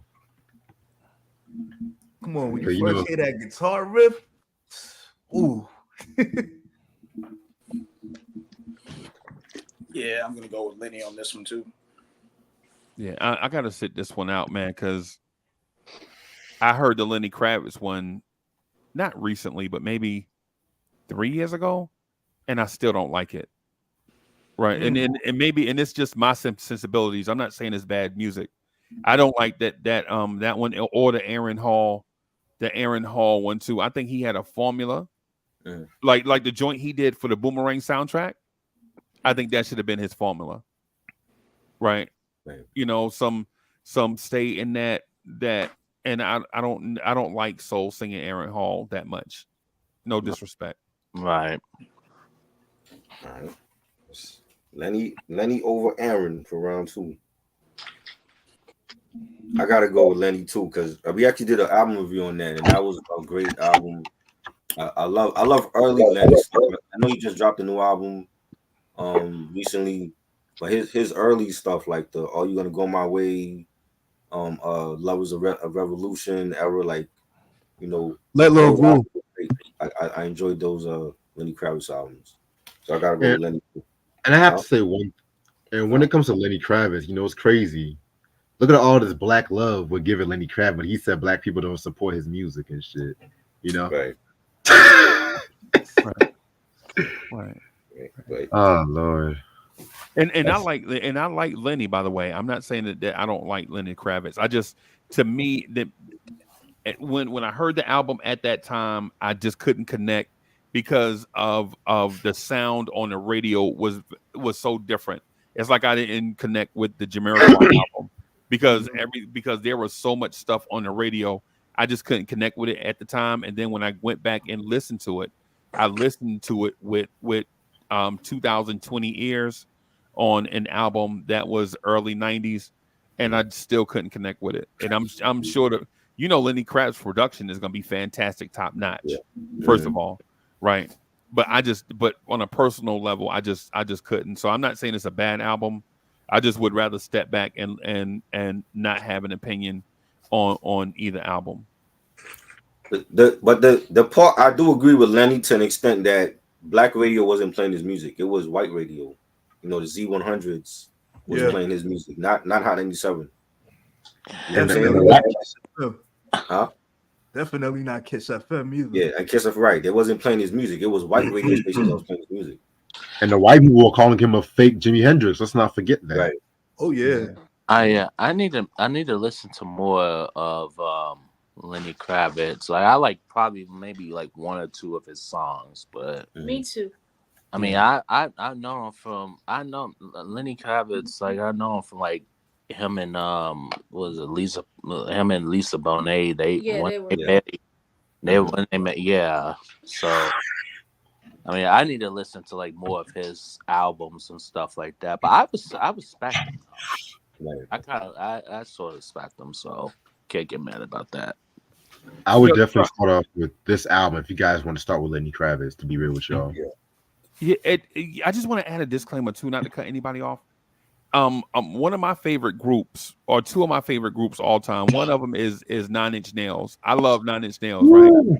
Right. That's So I Regis I've group. We heard of love them. them. so See, I fuck with this nigga now. Yeah. right. See, I love 9 Inch Nails. Right. My favorite 9 Inch Nails song is The Hand That Feeds. Mhm. Right. That's my favorite 9 Inch Nails song. Right. And then I've heard of I also love a song called Cashmere. Right. Right, from like late 70s. So it's not like I don't like that genre, that lane that Lenny Kravitz is in. Right. There was just like a disconnect with me. I just wanted to just say that. It's not like I never heard or don't respect that, that lane. Is just I listened to it then and I couldn't connect with, because imagine Money Mike, imagine taking out Doggy Style by Snoop Dogg and then putting in Lenny Kravitz, right? Mhm. Right, Right. in the songs of that era, right? Imagine taking out Wu-Tang Clan and then putting in Lenny Kravitz, and then all the years pass by, right? And then taking out, say, Roddy Ricch and then putting in Lenny Kravitz. To me, it's just there's this thing that that disconnect. Right. So it's not a Lenny Kravitz thing. It's an Uncle Freezy thing. Is basically what I'm getting at. Mhm. No, I feel you. I highly respect that. All right. Match 8, we got let's see who's coming out the pack. We got Tony, Sons of Soul. Oh. And we got, let's see. We got Tevin Campbell, I'm ready. No. Why'd you have to do that? Reggie, you're a rotten human being for Man, doing that. Red, you officially cut off at this Oh point. my god! You cut off. Oh, Tony against Tevin Campbell. You kidding me? Yep. You killing me Yep. now. Man, Hey, come on. This is what a discussion tournament should be. Come on, Man, come can on, I pick both of them? No. Can we pick both? Or do come we- on. Well, let me just say What? this is hard for me because I like It's both hard of on all them. of us. Oh, What you I had a lot of memories with both of these albums, but listen. Oh my Whew. God. Hey, y'all, are y'all on this panel? It's more of a hip hop head than I am, and I'm more movies. But that, man, that's foul. That's so man. unfair, man. That's Hey. not fair, bro. It's Come not on. fair. hey, That's how the matchup is. I told you all. That's how the Ah. matchup is. Hey. Damn. hey, it's like picking your favorite child. Sometimes you got to do something. I wouldn't know nothing about that because I don't got kids. That's like picking. No, Mm. you know what? Money Mike, Damn. I feel you, bro. I Yeah. feel you. But this It's like Tony. it's like Bugs Bunny or Daffy Duck. It's like Well, damn, man. So and I Ew. know you shouldn't have a favorite R&B album of all time, but Sons of Soul is my favorite R&B album of all time. Oh, that's so I'm not tough. mad about that. Oh tough. man, That's tough. That's Hey, tough. yo. Tough. That's too tough. I gotta go with I'm Ready, and I'm gonna tell you why. I'm gonna Okay. tell you why. Mm. Because Tevin, you guys know I'm tired of Can We Talk, because all this new generation act like that's the motherfucker's only song. Right. But They hopefully, got more hits than that. productionally, yeah, Tevin was on point. Like he was singing over songs from like Prince and Quincy. Like the song "Shh," that is one of my favorite songs Prince has ever written. Then we Wait, have what song you talking about? I don't mean to cut you off, but what song you talking about? it's called "Shh." Wait, what Yeah. the That's fuck? niggas. I was gonna say y'all tell me to be quiet. No, that's niggas. No, that's the name of the song. The song is called Shh. yeah, And then there's Always in My Heart, that's Oh. my joint. Love that Yeah, song. that's my joint. Yeah, Babyface. Dude, I mean, come on. yeah, that's my joint, And- bro. the title track alone, Yeah. I'm Ready. Yes. Yeah, This is Sons of Soul was great. That's my second favorite Tony album. Anniversary.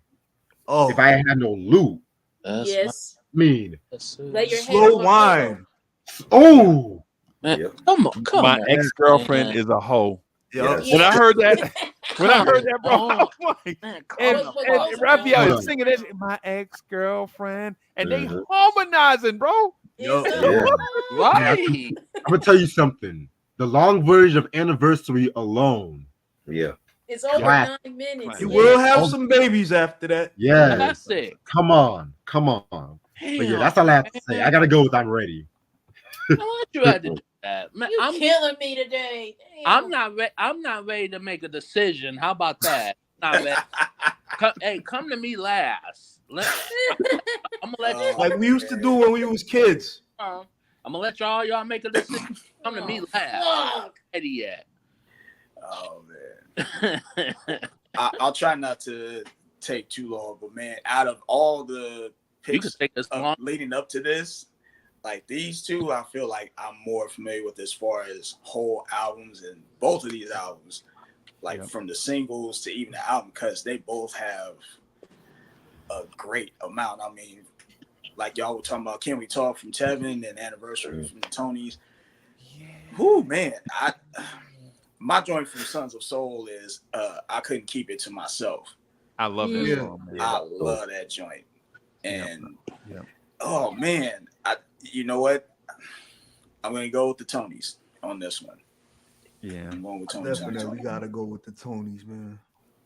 Yeah. Yeah, I'm gonna go with the Tonys for me, even though I love both Sons of Soul and I'm Ready. And I have both those albums as well. So Yep. but Yep. the reason I say the Tonys is because my mom, she has that album still to this day, and I remember her playing that album like when I was like in elementary school, like I want to say like 6, 7 years old, something like that. And my mom's absolute favorite song off that album is "Lay Your Head on My Pillow." Yeah. Yeah, and there are a lot of good cuts on that album. Other than Anniversary and If I Ain't Had No Loot, I like What Goes Around Comes Around. Slow Wine is fire. Yes, Slow Wine. That was another favorite joint from my mom. She loves that one too. What's another one I like? Like the one that Keith mentioned, Can't Keep It to Myself. Yeah. And That there were Castaliers is fire. Absolutely, yeah, yes. Castaliers is fire too. I like And I take you to a special place I call. Yes, Fire, yes, bro. I Tell love Me it. Mama. I love it. Oh, That one and oh yeah. there's just so many. Yo, dope and when they cuts did this off that live album, on their man. tour, I was just like, yo, I wanted to. you need I wanted another to see album, them yo. on Come big on, man. concerts What so y'all bad, doing? and I'm Right. pissed that I missed that. Damn. Yo, a reunion is long overdue. We need another album, yo. Yeah, Oh, that God. another You in guys another got each other. tour. Yeah. They were Oh, yeah. supposedly working on a new album. Yeah. That's Okay. coming. Yo, they wildin' though. They fired Raphael and brought in the other dude that looked like Ricky Smiley, the other singer. Remember the other singer? Yo, I was heated. Oh, Yeah, you like how y'all gonna fire Raphael, bro? Yeah. And then you bring him, and then you bring Raphael back, and then the other dude step to the back so he can. I'm like, nah, bro, y'all messed up, man. Y'all messed up y'all mojo. Like when Q-Tip and Fife was beefing, they brought in Consequence. You know what I'm saying? You're like, yo, y'all messed up the vibe, bro. Come on, bro. damn. Yeah. I think Sons of Soul and House of Music, as far as albums go, those are my two favorite albums from the Tonys. But I think Sons of Soul overall just has just an overall good package. I mean, from the slow jams to the up tempo joints, and plus, and those wasn't even the lead single. Exactly. Right. Those are like the B-side joints. Yeah, the lead single was If I Had No Loot, right? Yeah. Yep. Yes. And they were doing something different at the time that nobody else was doing too. It wasn't just like being lumped in and all that shit. So yeah, I'm definitely going with this album. And they have brought in Ali Shaheed from Tribe because he produced Tony's in the Wrong Key. Yeah, and that's what started they did. Yeah, that's what started the friendship with Raphael and Q-Tip. Well, he was Raphael was on Midnight Marauders. And then Q-Tip had to have that damn fire. So we'll never probably get to see that album with him and Raphael Sadiq. Right. And D'Angelo, he was a part of that supergroup. Yeah. I'm gonna go with Sons of Soul because it is my favorite Tony album. I'm Ready is my favorite Tevin Campbell album. So this matchup was hard, but I gotta go with Tony slightly over Tevin because like y'all mentioned, like the album cuts, like If I Had No Mood and Anniversary was a great ballad, one of my favorites all time. Yeah. Like I said, Tony's in the Wrong Key, Slow On. It was just a 5-night classic. But I love I'm Ready. That's my favorite Tevin Campbell album too. I was just listening to Anniversary the other day too. God. I'm gonna have to go. I'm gonna have to go with the Tonys on this one, just by a margin. By a margin. But that's all. Oh, all of these matchups remaining are all the tough ones. All the tough albums. But that was too tough. Yeah, that was hard. We ain't even get to the other ones yet. That was tough. This is only the beginning. Hold up. Who picked these 2 albums? Hold up. That was hard as hell. All right. Matchup 9, we got BBD Hootie Mac. Oh my God. Why? Tony Braxton. I think we know what's winning. Yeah, I'm gonna pick Hootie Mac. I'm joking. I'm joking. Nigga, I'm joking. I think. Oh my God. They about to destroy you in the comments. So Hootie Mac might make it, and Tevin Campbell might not.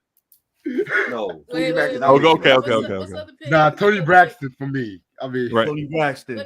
Wait. Man. What's the other pick? Tony Braxton against Hootie Mac. Tony. Yeah, we all agree. I think we all agree. Yeah. Put Tony. Yeah, there's no question with that one. There's no question. Hootie Mac by BBD. Nah, I picked Tony. Sorry. Yeah, that's it was over for BBD. Even the lead single was questionable. Above the Rim. I like that song, but like I said, there's only 3 good songs on that album to me though. Yeah. Right. Yeah, that's what I was about to say. That Hootie Mac album, I like "Show Me the Way" and something. They got something in your eyes, yo. They got a song about statutory rape on there, man. Right. Lovely. Yeah. I think the saving grace. I thought you were about to say "From the Back" was the song that you were. No, nah. That's nah, man. They going in PP man territory with that one. Yeah. What, From the Back? No, what was it? Lovely. Yeah, Lovely. They sound like Keep Sweat on it. They sound like Keep Sweat on that song, bro. Nah, with the cringy lyrics. The only songs I remember from that album is "Something in Your Eyes" and "Show Me the Way." That's it. That was a good song. Yeah. Those are the only songs that I liked. I love New Edition. And the video. I love Lil Bib DeVoe, but instead of Hootie Mac, that album should have been called Booty Whack because that album garbage. I said earlier, dumpster juice, man. Yeah. They talked about it on the documentary. Yeah, they didn't even like the album. Yeah, they talked about recording it because they were beefing at that time.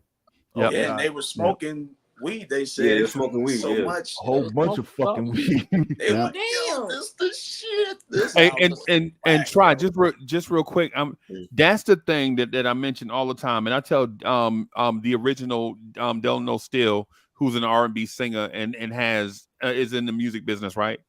Anytime one person in the group is a business mogul, the next album is gonna be trash, bro. You can book it, bro. Yeah, you can book, because think about what's happening at the time that Hootie Mac is coming out, right? He managing MC Brains, he managing Boys the Men, ABC, yeah, another bad creation. Oh yeah, all of that stuff going on, and then his own project, he can't really commit to because he got all this other stuff going on. Right. Meanwhile, the parent group, New Edition, is still trying to figure itself out.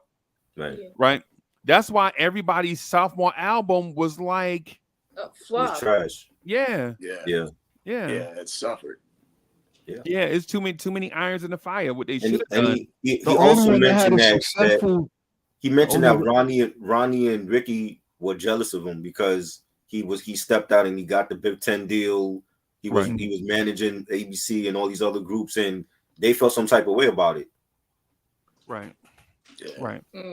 Because I even think- what's the song that did make the album, Gangster? Gangster, Like yeah. that Yeah, probably I wouldn't was have mad even about that. saved Yeah. the Fresh album. Prince episode. Yeah.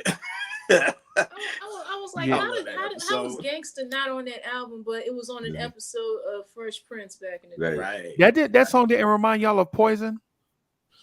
Nah. No, Nah, I it was didn't see different. how Gangsta reminded me of Poison. No. It did kind of reminded me a little bit of that, and maybe it's some time has passed, Mhm. but yeah, I don't know. I mean, They don't even perform that song live. They don't do that. If That's anything, what like I I've was about seen to them say, live. 'cause I If saw them anything, in they concert. I saw Huh? all the guys in New Edition in concert in 2021, Mhm. and when it came time for everyone to do their solo stuff, Yeah. they didn't do that one. Yeah. No. I was They don't disappointed. perform it. They might do something in your eyes I was from that disappointed album. in that. Yeah. Yeah. And when it came like with Ralph's set, he didn't perform a whole lot either. He only did. I remember him only doing Sensitivity, and that was it. Yeah. Same. Oh, because he got a banger on the B-side song called Last Night by Ralph Tresvant. Yeah. Yeah, heard it. Last Night, that joint is fire, bro. Yeah, Ralph Tresvant, when he went solo, he was pretty good. Yeah. Sensitivity, that was one of them. That was a good one. I think Last Night might be the best song he ever made. I need There to read were a lot of stuff that was underrated off that first one. Yep. Now the It's Going Down album, there were a few stuff that were good, but the latter half of the album was terrible. Yeah. I love that. That second album was underrated to me. It was, but like I just told all of the guys, the first half of that album was good. Now it came down to all the later tracks towards the end. That was when it went downhill. He had stuff like Sex Maniac, Sexo, The Booty Affair. That's wild. That's a poor situation right there. Speaking of New Edition, before we go on, I don't mean to cut anybody off. I just want your opinion on something. Okay. Do you think New Edition? Do you think they took kind of like influence of Jackson 5? I just want your opinion. Of course. Yeah. Okay. I think any other group. I can't think of any other male R&B group or pop group or whatever genre of music you could think of where they were not influenced by the Jacksons in some form or fashion. I mean, come on. I think that's unfair, though. Yeah. In a sense, I think it's unfair in a sense. That's like asking, okay, so if New Edition took inspiration from the Jacksons, who took inspiration from the Temptations and Frankie Lyman, who took inspiration from the Cleftones, where you have adolescent guy singing in that high tenor range. Mhm. You know what I'm saying? Kind of like, and I know they're not a 5-man group, but kind of like in that high five template. I think that's a template that's easy to follow, right? Like if you're talking the Cleftones, right? If you're talking the Isleys, where a young teenage boy that can sing in that high tenor range appeals to the women singing about love, and then you got all the choreography, and they just do just enough street to get the guys to listen to them. Right, I think it's a template before the Jacksons, and no disrespect to the Jacksons because they were great. And Michael Jackson is definitely a top 20 artist of all time, right? Agree. But my thing is, how can we say that and then look at Frankie Lyman and the teenagers and not be like, exactly. Mike is taking moves from Frankie Lyman, and then when you look at Frankie Lyman, you're like Jackie Wilson and James Brown too. Yeah, and then you look at Frankie Lyman, like how do we not acknowledge the Cleftones from the early 50s? Right? It's like exactly. you know, no disrespect, but it's like when somebody come along and acknowledge you for something, but you're just like your mom or your pops, who's just like her mom and her pops, who's just like their mom and their pops. You know what I'm saying? That's what I think about it. Like when I look at New Edition, I don't look at them as that. I look at them as picking up the mantle and running with it, and then they put down the taking the mantle. torch and passing it along. Like passing the torch. I get what you're saying. I get what you're saying.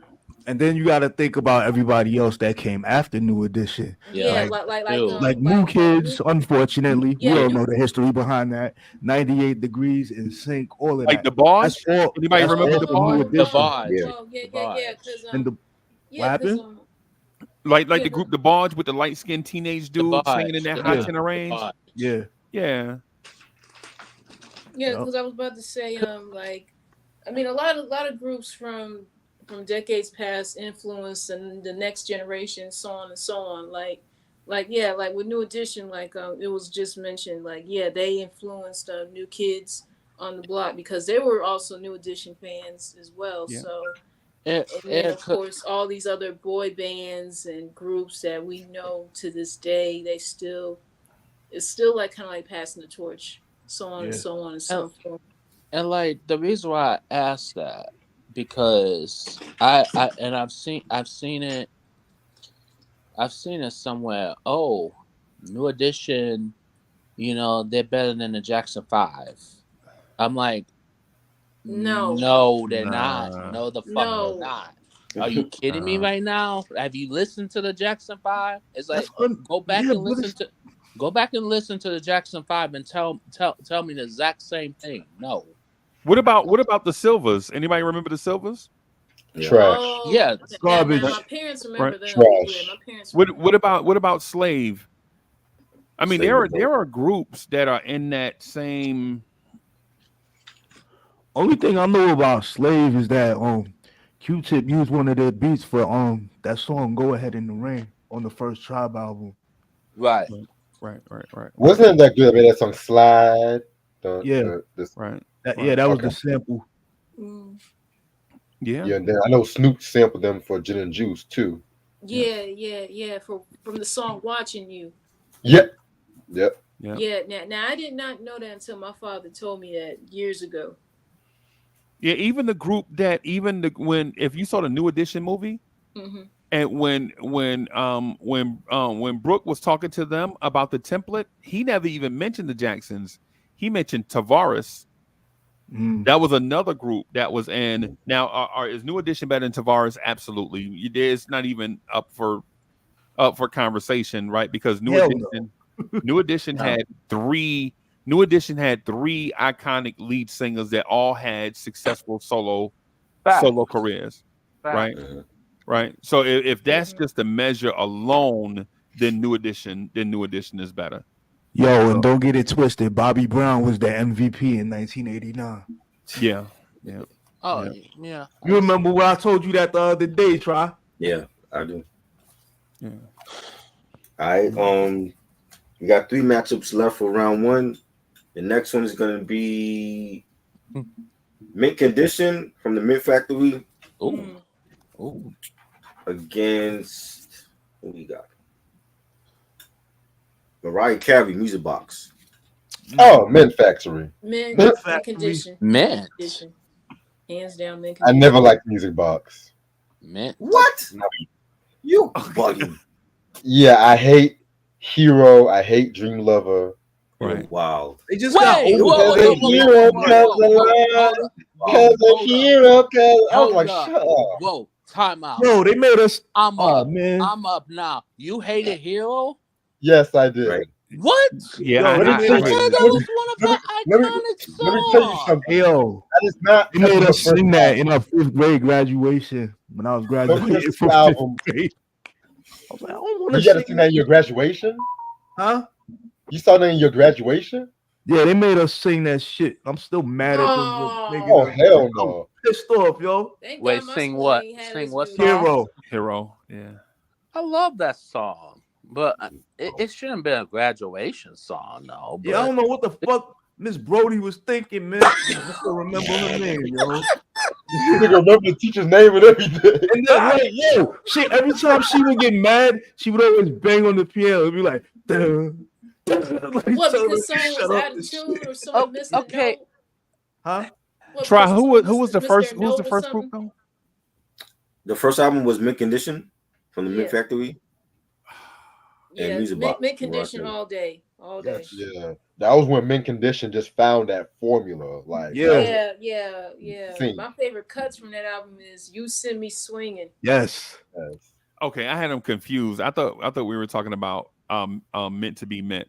Okay. No, That was the first no, one, not right? not that Yeah, one. Not that's that why I had them one. confused for a From second. That's why I was straight from the Mint clarifying. Factory. Okay. Yeah, mint condition. They made you see Hill. They made you sing Hill in the graduation. Yeah. Oh, That yeah. that My don't even school never go. had us do That that. don't even go. That song don't even go with a graduation song. No, That's why I was mad. And I ain't Because even sing it. I I don't was just think. standing there like this. Literally, just like that. Yeah, man.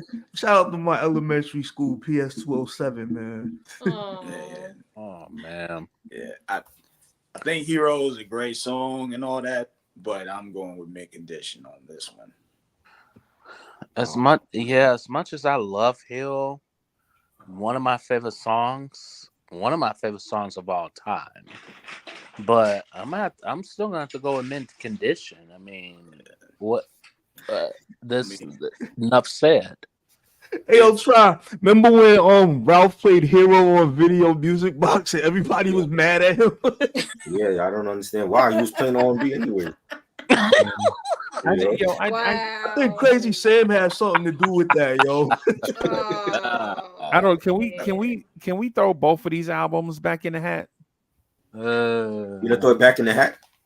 Yeah, I want. Yeah, I Why? want to because I don't the mint condition. I like mint condition. The Everybody. two last matchups are gonna be better, and we still got Yeah. a buy. We got one album that's a buy. It's not even a part of the tournament right now. I like mint condition. I don't think they're a standout group, though. I think there's a group right now that I like, and I know y'all don't even know who they are. I'm gonna say their name, and y'all probably gonna laugh. But there's a group called Into You. They had a song called "I Miss You," singing about the dude mother who passed away. Anybody remember that? That came out in '93. I think groups I know like who you're that. talking about. I think groups like that probably stand out. I when I think about mint condition, and I know this is gonna sound disrespectful to mint condition, and I don't want to be disrespectful to mint condition. But when I think about mint condition, I think about groups like the Roots, where I would rather hear them playing music sometimes, as opposed to, I'm gonna go with Mariah Carey on this one just because I don't want to see mint condition no more. I'm going with Mariah because I think Mariah the better album, but that's just me. I could respect that.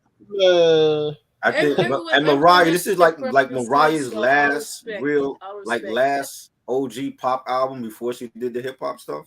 Yeah, because remember, if you think like after '93, the next album is Daydream. That was more hip hop oriented. Yeah, but I love Dream Love. I think that's one of her best songs. I love Hero. That's one of her best ballads, and Never Forget You. So I'm going with Mariah. I'm more of a Mariah fan than Mint Condition, but I do agree with Uncle Freezy saying that like you want to hear them play music more than vocally. They had their first single, the first single I ever heard from them. No lie, I was in a store and I heard this song called "Free," like "Are you free, girl?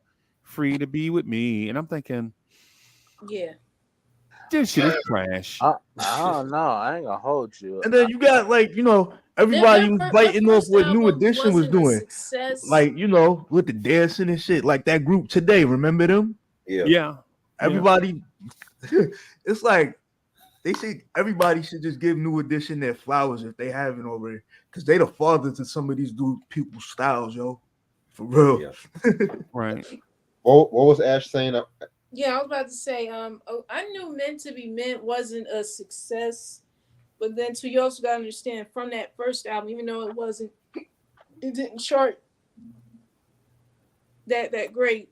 You gotta admit Without that album, you would never have heard Pretty Brown Eyes, Quit Breaking My Heart, or Forever in Your Eyes. I mean, come on. Yeah. Right. Damn near changing my mind and saying Mariah because of that Hero song. I ain't gonna hold you. Shoot. That hit me in the feels. Shoot. And then too, Mid Condition is still one of those bands that got the members who actually play their own instruments. How many groups do you know still does that now? Tony. They still do that. But besides them, Tony, Earth, Wind and Fire, any other R&B group or soul group, period. The Revolution. Keith said the only time I sing Hero. Go ahead. Oh, I was gonna say, man, I don't want to get. No disrespect to Mid Condition. I don't want to give them credit for nothing, bro. The fact that Tevin Campbell ain't here and Mid Condition is, yeah.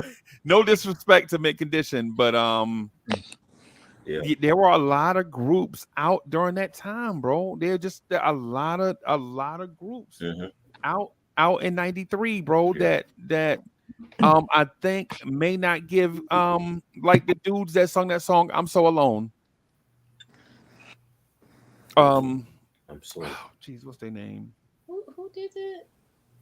There's a lot of groups that didn't sing alone. Yeah, the two big guys. Minute Large, I think it's Minute Large. Yeah. There were a lot of. Yeah, they didn't last long. Yeah, I think Mid Condition is too poppy. Yeah, they were too large for my taste, honestly. Pause. Extreme pause. Right. No, because then that was Gerald Levert's group, right? Oh yeah, they were. Yeah, I remember now. Yeah, because they did have like a Gerald Levert kind of vocal. Because I know any artist that worked with Gerald Levert, they always try to sing like Gerald Levert, like the Rude Boys. Like the Rude Boys, yeah. And all over your face. Hey, that's my joint, man. Yeah. You don't have to say it. That is such a Gerald Levert ad-lib right there and shit. Right. Come on, Subway. Yo. Oh, yeah. They did that one song with 702. Remember? Yeah. That's the only time I like 702 on a record. I'm gonna be real with you. Come on. I know some of the members died though, but I never got into. They had a few good songs, but there was a lot of girl groups with just 3 letters or. It was just oversaturated with girl groups at that time. TLC, that's WV, ABC. 1, 2, 3. 1, 2. Wait. I live quality. Right. How did Tyler Kweli get into this? I don't know.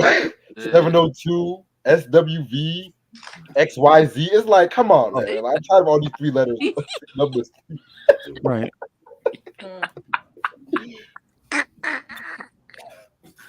Well, notice how no one does that shit no more. Now you have BTMS with that Asian boy band or whatever they are. Oh yeah, that K-pop group. Yeah.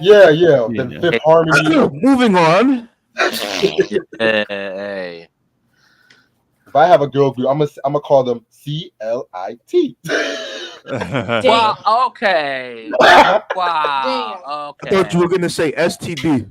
Okay. Hey, try. Can I guess the last two? Can I guess the last 2 albums? The last 2 matchups. Okay. Yeah. I'm gonna say Babyface and Janet. Oh damn, we didn't even talk about They in there. Okay. It's only 4 albums left. Oh, I'm sorry. I thought it was 2 albums. I'm sorry. I wouldn't even. It's 4 albums left because we got 2 more matchups in round 1. Oh, you said 2 matchups. I'm sorry. Yeah. I'm sorry. Forgive me. All right, the next matchup we got is Mary J. Blige, what's the 4-on-1 remix album, against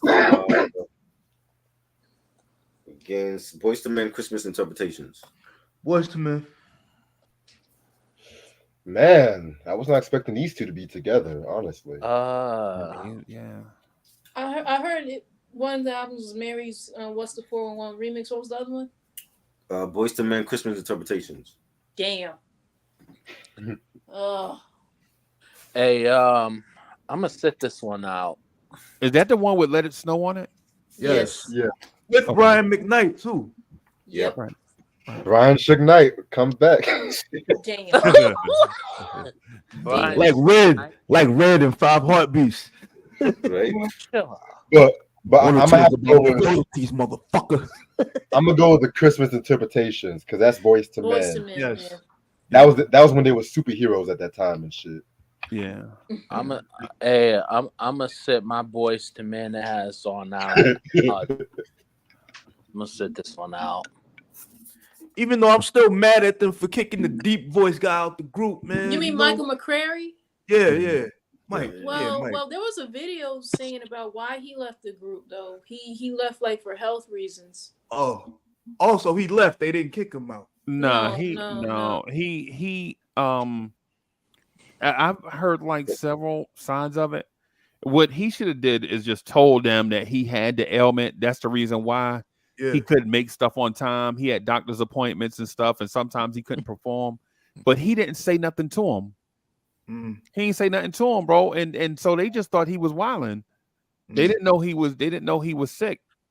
Yeah. But at the same time, Sean Stockman was like, yo, we don't need him anyway. We can add did y'all see the interview where they said, yo, we so good, we can add any fourth member.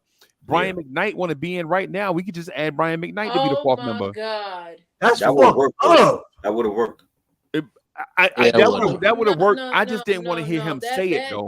That would not have worked because, in my opinion, I'm sure plenty of other people who listen to Boys to Men from the very beginning, they feel that it's not fully complete without Mike. Right. Like, let's be real, because I mean, when they have decided to be a trio now, to me, it's just like something's missing. Yeah, exactly. Yeah. That Mike is that missing piece for them, right? Because that's what made him stand out. Because besides the 4-part harmony, you got Mike with that deep voice, whether he was speaking in the middle of the song or his bass was in the chorus of a song or just something. I mean, or his speaking part, or the part where he just spoke. Yeah, yeah, the little bridges that he used to do. Yeah, and that's the reason why I don't listen to their stuff now with them being a trio. Because if I were ever to play Boys to Men right now, I'll go back to their 90s stuff. Yeah, right, right, yeah. I'm gonna pick Boys to Men for this matchup, and to add what you were saying, Virgo, as far as Mike being that, that deep voice and everything that initially made Boys to Men. Like even on the Christmas album, like if you hear Silent Night, I mean, without his contribution on that, I don't think it would have sounded the same. No. As far as how they arranged it and just him adding the bass tone to it. And, that Christmas album, for the fact that they did all basically original songs except for Silent Night, they rearranged it basically. Like, I think that was just a great album and also just a great Christmas album. So while Mary J. Blige has some dope remixes on that, What's the 411 remix album, I would go with Boyz II Men on this one.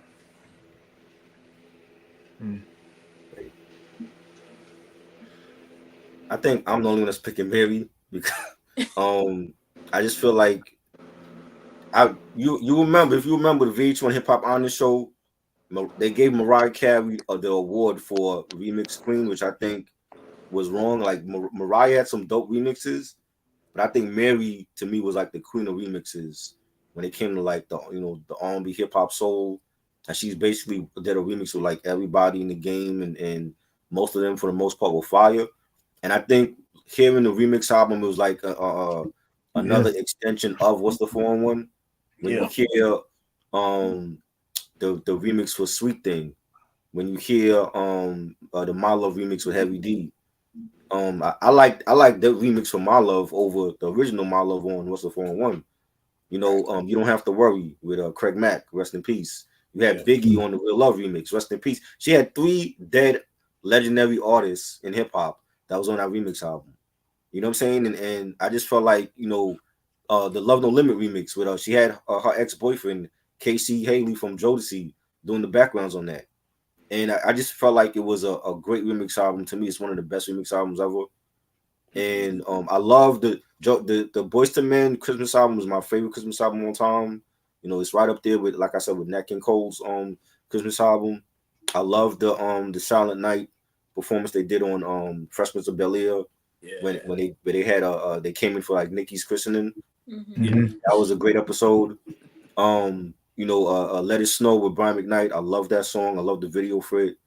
I gotta go with MJB though. I think when I think of remixes in the 90s, I think of Mary J. Blige first and foremost. Okay. Respect that. That's right. Respect that. Yep. Respect. I do like a Charlie Brown Christmas too, as far as Christmas albums go. Yeah, I do too. I ain't gonna hold you. Vince Guaraldi did his thing with the trio on that one. Yes. So we got Boyz II Men going on to the next round. Y'all want to do the whole thing today, or are we just doing round one today? Man, I'm down. I don't care. It's cool. No, got time? it's y'all I got channel. time, It's bro. up to it's y'all channel. It's up to y'all. All right. We got two more matchups. My bad. I made a mistake, Freezy. We got two more matchups. The next matchup is Babyface for the Cool and You against Janet. The Janet album. Who we got in this one? Who we got in this one? You can't be doing that fucking shit. You're killing me today. Like did you pick this? Did you pick this? To pick between Babyface and Yeah, Janet. Like, I just picked it. And Vince words. Thanks a lot. Try. Wow, this is gonna be interesting this right is here. This is another hard matchup, man. This is my wife y'all talking about. Hold up, man. Hold up. Hey, me and her share the same birthday. Shit. But you know what? I love Babyface. Y'all know one of the best R&B producer, but I gotta go with Janet on this one because I'm gonna have to go with Janet because me and her towards the same birthday. I'm gonna have to go towards Nation, y'all. Hold up. I mean, yeah, y'all also share the same birthday as Ralph Tresvant. It did have some stupid skits though. Yeah. I didn't like those skits. Yeah, that's the one thing about Janet I never liked was the skits. Unless it was impactful to the album. Why do we need a 2-second skit? That was a poetic justice skits. That's like, okay, Janet. All right. Damn, that's hard. Okay, as much as I love both the Janet album and For the Cool and You, if I had to pick one, I'll pick Babyface. And she got Chuck D on the album too. Right. And that came out of nowhere. I wasn't even expecting that. No one was. Yeah. Both albums are powerhouses, man. I love both albums, but for this, I'm gonna go with Janet. Yeah, I got Janet too. I got Janet. Right. Me and her share the same birthday. I gotta go with my Taurus sister. Man, Never Keeping Secrets was fire though. Yes. Yeah. Absolutely. I love that one. I love the title track. Lady. I love When Will I See You Again? I love that one. I love Illusions. Yeah. The fact that he whipped out the acoustic guitar for that, yes. was a different touch. Yeah. Yeah, I like the Babyface album, but I think Babyface albums tend to all be the same formula, same drum pattern, same guitar riffs, same chorus type, right? But that's his lane. That's right. That's him. You know what you're gonna get with a Babyface album. Facts. You know you're gonna get when you get a Babyface album, you know you're gonna get a song like Whip Appeal. You know you're gonna get a Whip Appeal type song on it, right? I gotta go Janet in this one, just because I think even though Janet, most of the songs that were released sound exactly alike. I mean, except for Anytime, Any Place. I think Anytime, Any Place was on there, right? Yeah, that was on there. Yeah, except for Anytime, Any Place was a. But most of the other songs you kind of know what you're getting, the Janet formula, right? I'm gonna go Janet just because it sounded less like Minneapolis and more mainstream. It sounded kind of like you could have taken her out and put Mariah Carey in the same place, and they would have Right. probably, and not saying that it's cookie cutter. What I'm saying is it was more relevant to the time. The music was it was for instance, and I know I may be wrong, and I'm sitting with music experts, right?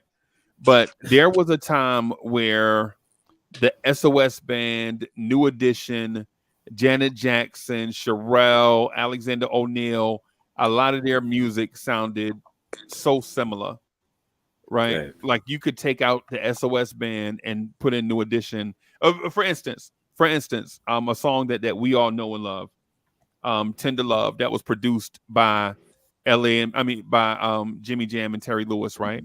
Yep. You could legit easily take out the Force MCs and put in New Edition, and I don't know if you get a real difference. So the fact that Janet's 93 album sounds kind of like a getting away from that an independent Janet album, I give her credit over Babyface going back to the well and doing what he does well all the time.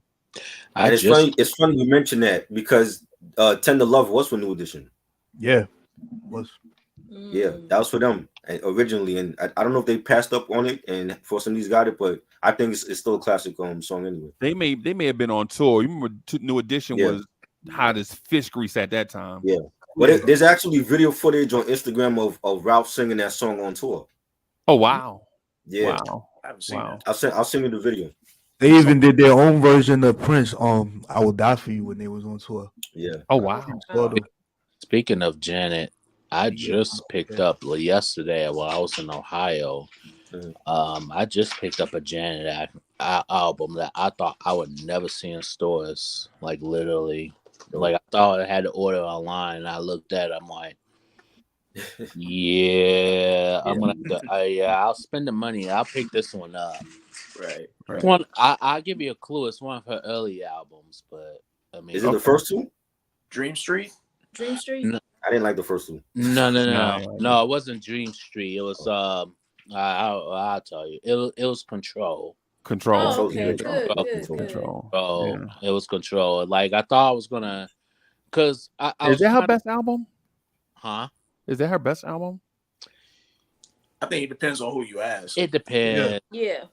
That's why I'm asking y'all though. That's why I'm asking y'all. I think it's one of her best. To me, she has multiple classics. I think it's one of her best albums. You could argue Control, Rhythm Nation.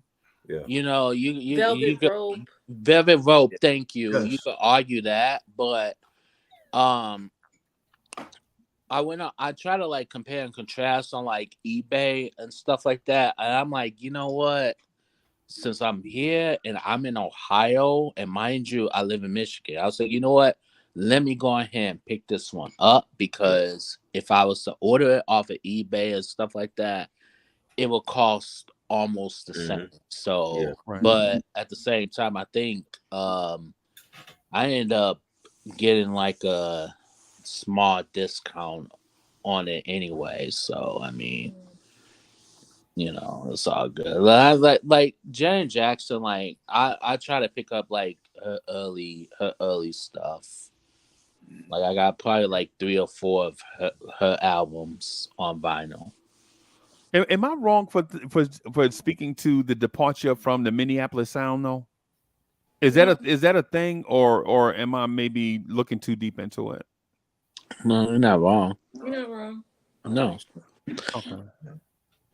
I mean, her albums, all her albums are different from. I mean, her early stuff were different from the latter stuff. You know what I'm saying? But I think like she has her big hits because of Jimmy Jam and Terry Lewis. So right. Control is different from Rhythm Nation and Janet and Velvet Rope, and I think Janet was a great album. That, like I said, like the only thing I never liked about it was the skits. Unless they were important to the album, I didn't think she needed like a 5-second skit. It wasn't needed, and it made the album seem longer than it was.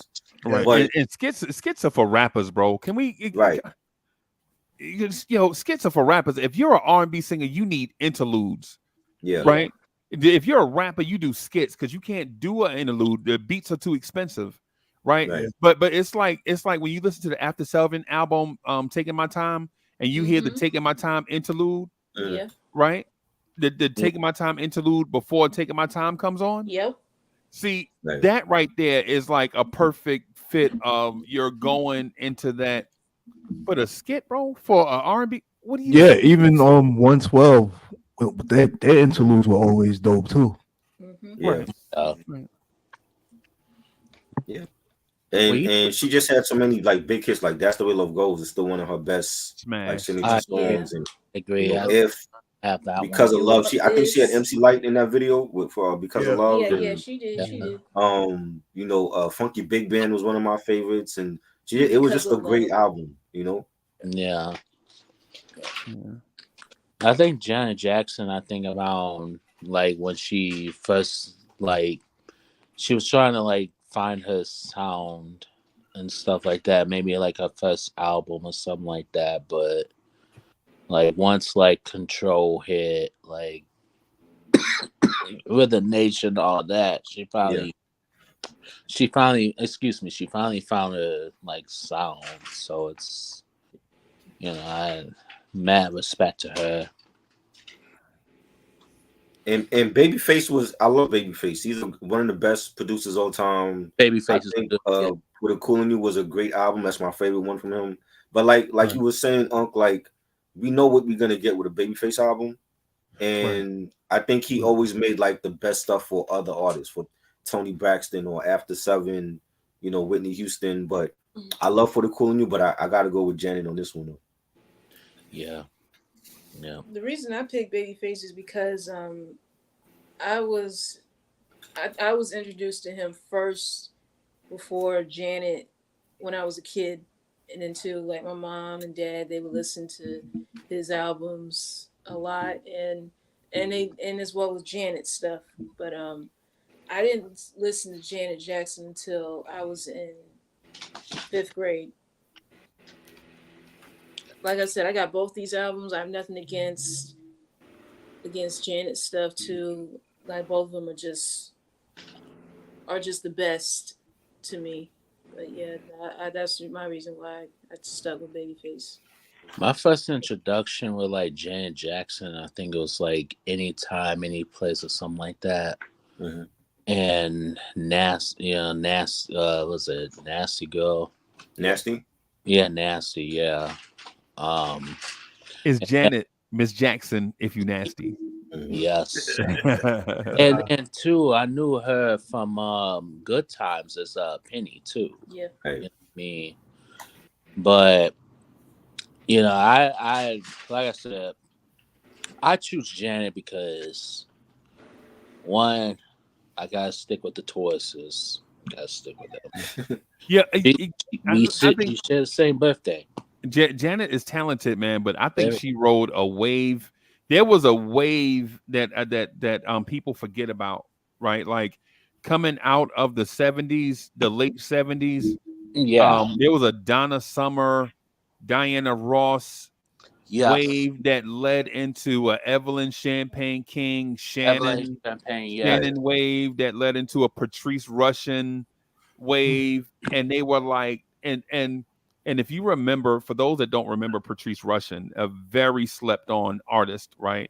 Mm-hmm. But there was like this wave of a singer that was so vulnerable that you rooted for her because she looked vulnerable, right? And it sounded vulnerable in her music. The voice was really light, and you kind of rooted for like when you hear Patrice Rushen, you remind me, or Forget Me Nots, and songs like that. You're like, this artist is not gonna blow you over with her voice like the major artists at the time, Aretha Franklin, um, Gladys Knight, Melissa Morgan, right? They had these powerful voices that could blow you over where you just hear the singing, right? But with a Patrice Rushen and then into Janet Jackson, you were like listening to her life on a record. right? At first, you were listening to her life, so it was less about the singing. Even Making Love in the Rain with her and Lisa Keith on a Herb Yes. Alpert song, Yes. right? You Yeah. would listen to Janet in the background of that song, and you're like, I really like her because you rooting for her because she sounds so vulnerable on the tracks. And then you listen to the first album, which was mismanaged. They tried to have her be something she wasn't. She took control of, no pun intended, she took control of her own album and did her own joint where you Yeah. can hear her vulnerabilities and things like that. And then it progressed into her trying to get stronger, like on the album after that. I think it was the Rhythm Rhythm Nation Nation. album where Yeah. she tried to be a stronger person and get stronger, and you saw her develop into a woman. And I think that's the reason why we love Janet so much. Yeah. And even in that sense, where other artists that were rivaling her at the time, because Janet came along in a Whitney Houston super strong voice era, Aretha Franklin super strong voice era, um, um, even your Anita Bakers and Sade's could, you know what I'm saying, it seemed like they had more of a stronger presence and voice. But I think the reason why we love Janet is because we legit saw, in theory, saw her fight for her place and win. Right. So that when you hear songs like Funny How Time Flies and Let's Wait a While and all the way through her Janet speaking French. Oh my God. yeah, Right. man.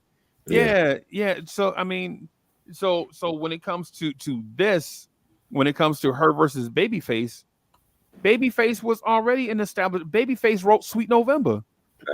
Right? Babyface in the deal performed Sweet November. Now people might remember that song for Troop, but Sweet November was a hit twice. Yeah. Babyface was established artist. Babyface was producing by the time this album came out. Babyface was producing Johnny Gill's album first and putting songs on Johnny Gill's first and second albums. Right? So Babyface was just going back to a formula that he knew worked, the Sweet November formula.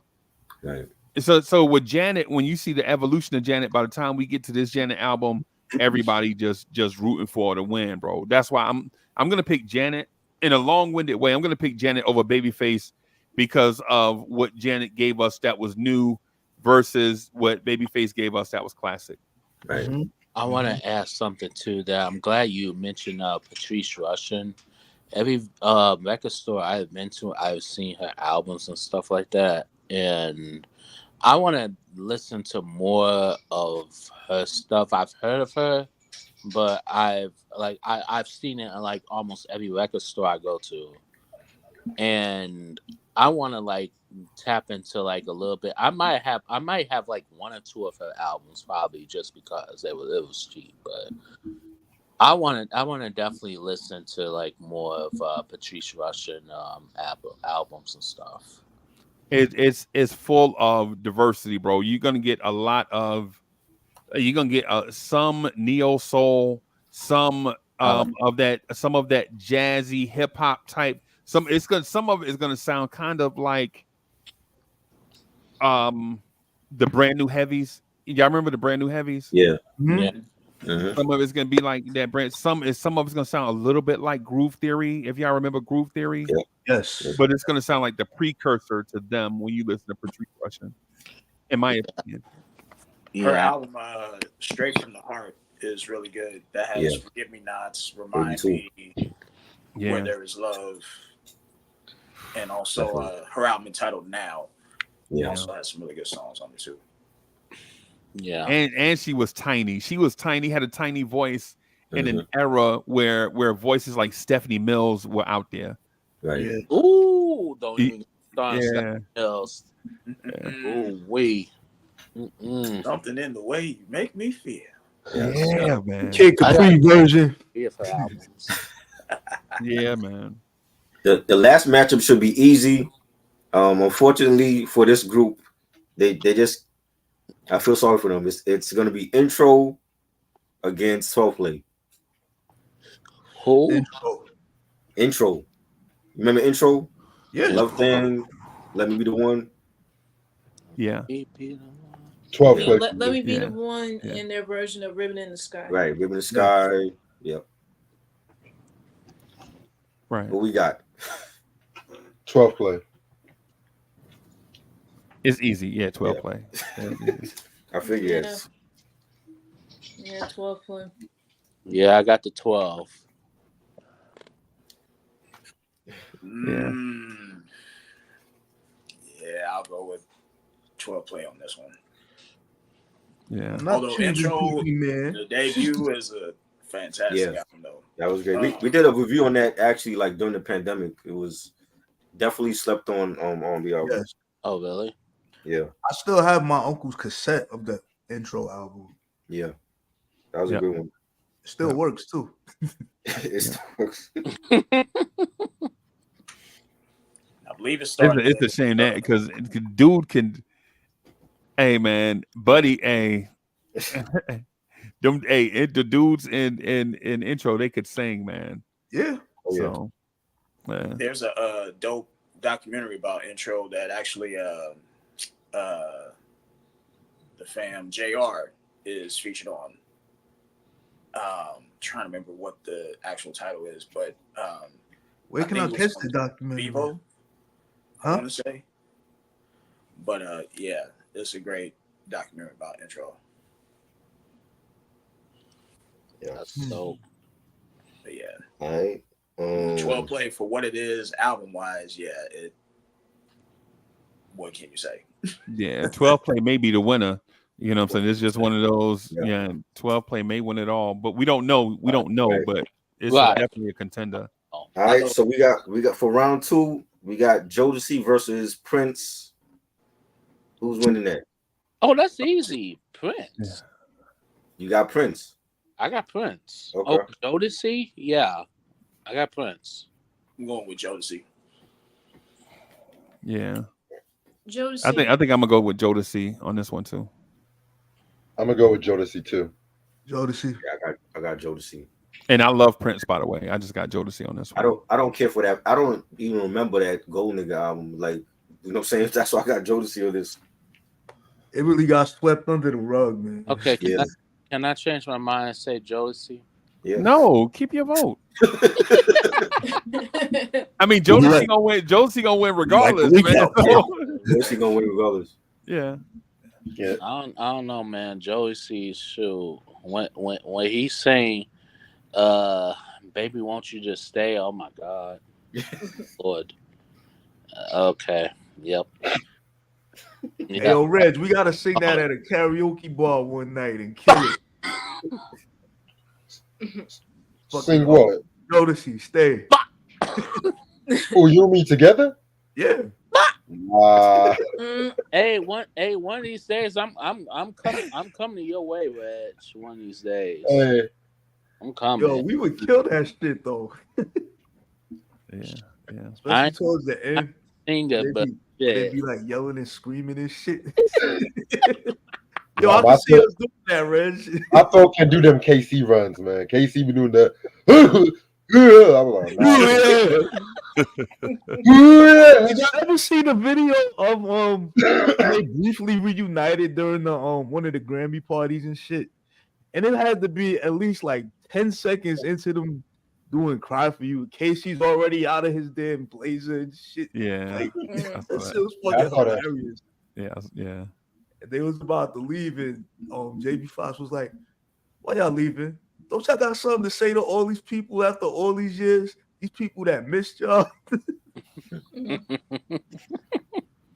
shit was hilarious, though. All right, we got Jodeci going on. Yeah. Yep. Yes, sir.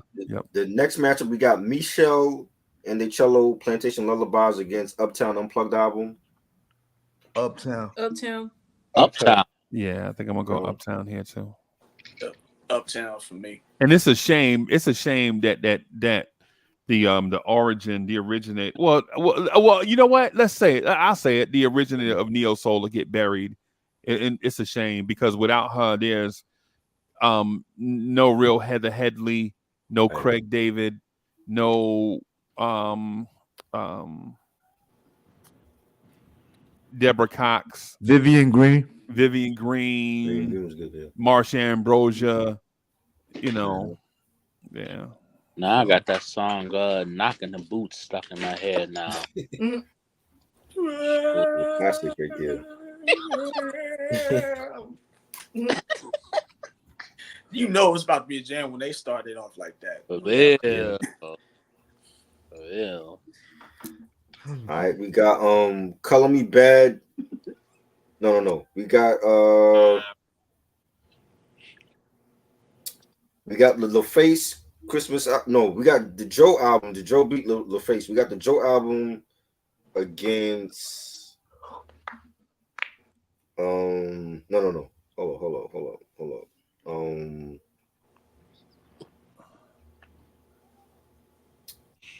We got who won Escape versus H-Town. Who won that one? I think Escape won. Escape. Okay. So we got Escape versus Lenny Kravitz. Mm. I'm gonna have to go with Escape. Escape. Yeah. Only because the reason why I say that only because I haven't listened to many of Lenny Kravitz's album. That's why I say that. Yeah. Okay. Escape, definitely. I'm trying to see like the Joe beat LaFace, right? Yeah.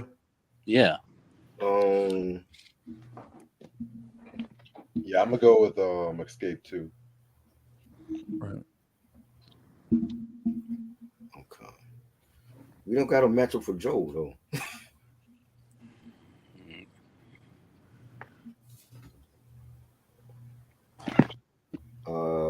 Let me see.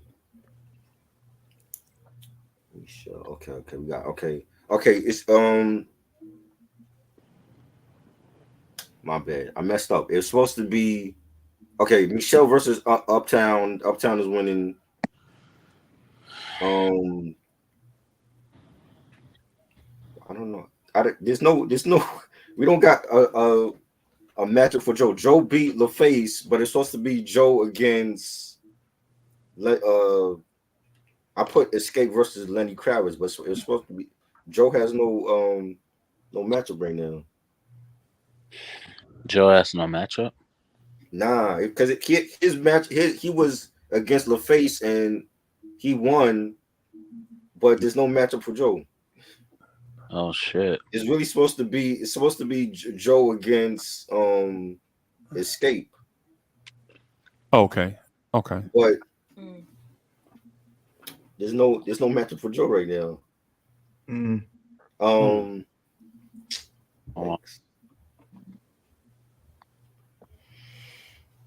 Let me see. You got 9 strikeouts. They still losing. Damn. Life of a Mets fan, I'll tell you. Mets, yeah.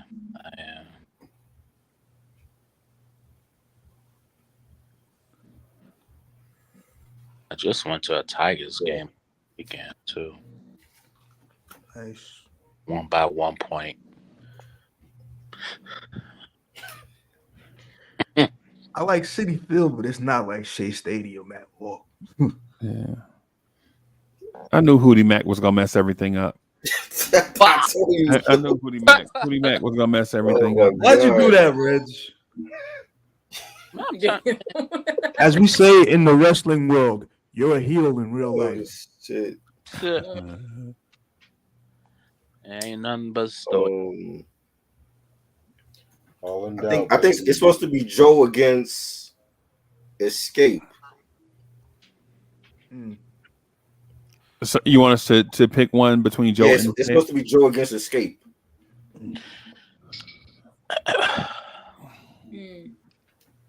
Ouch. I will still say Escape. Same. Okay. Yeah. All right. Okay, so Escape. And then we got Lenny Kravitz against Tony. I still say Tony. Tony. Yeah, I'm Tony. going with it. Yeah. All right. Yeah, I'm going with Tony. Yes. Then we got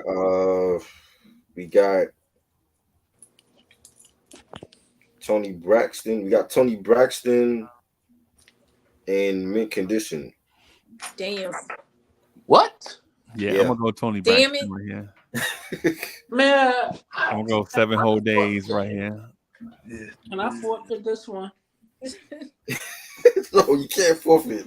I'm gonna go. I love me some him over Okay. over mint condition. Pause. We got Yeah, very pause. Yeah, very. You said Tony Braxton, right? First. yeah, Tony Braxton against mint condition. Ooh. Tony Shit. Braxton. Even her ex-husband is in mint condition. Damn. Yup. Right? Right. I'll go with Tony because 7 whole days is my shit. I go with the Tony. I go with Tony too. Yeah. All right. Okay.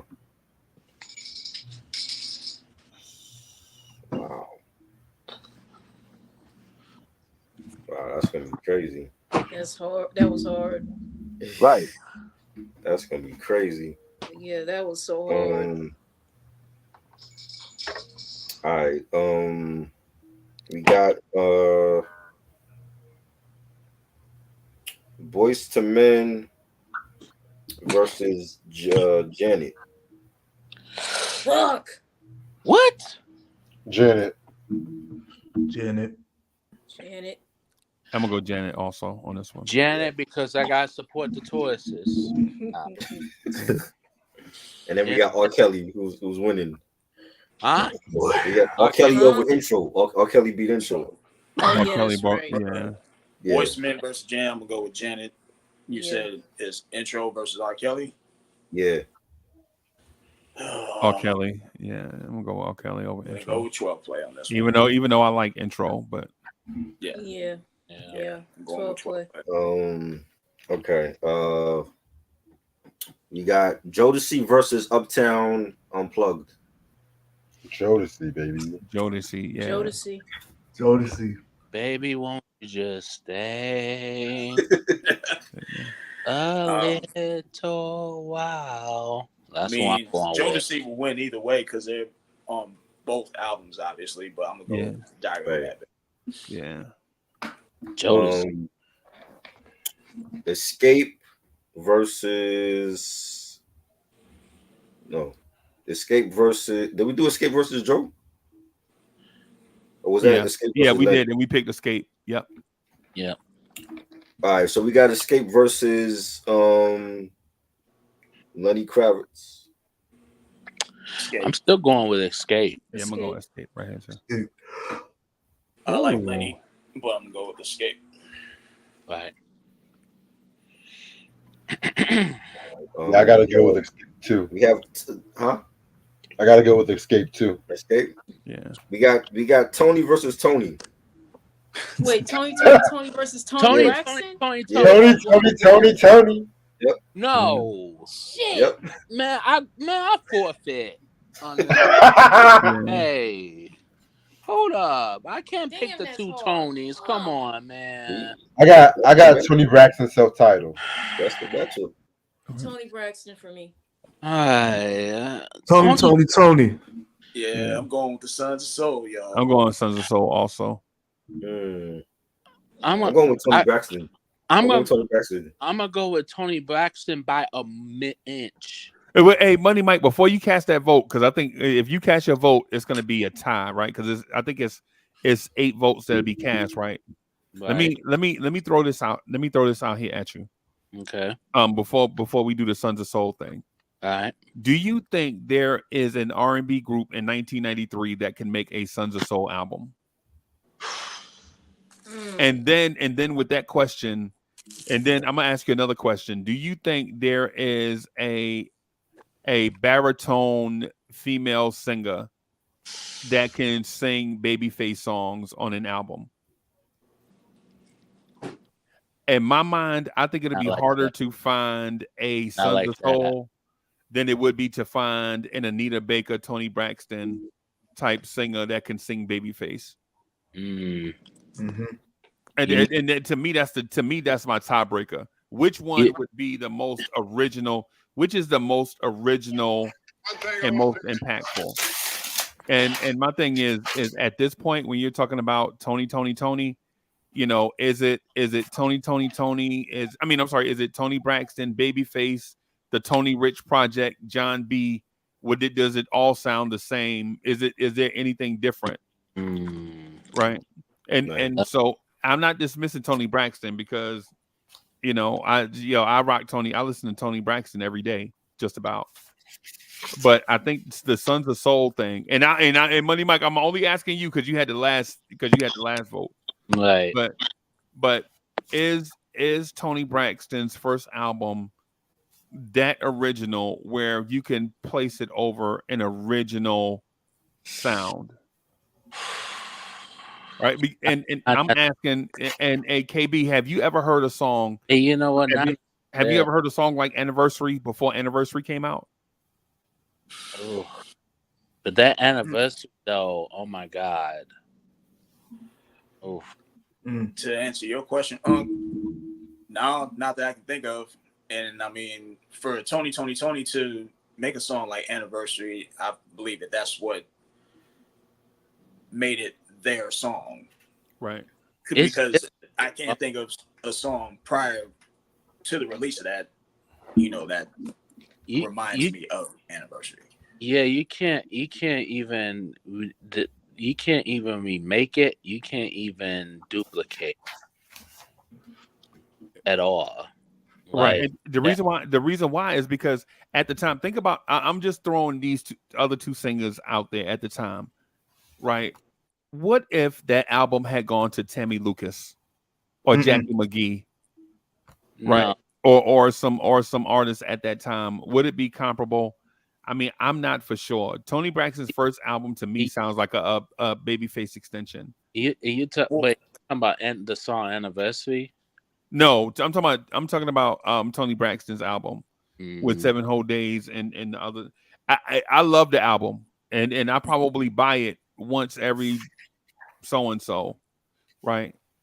Yeah. But is it better than Sons of Soul when you're talking about originality and not coming from somebody's pre-made formula?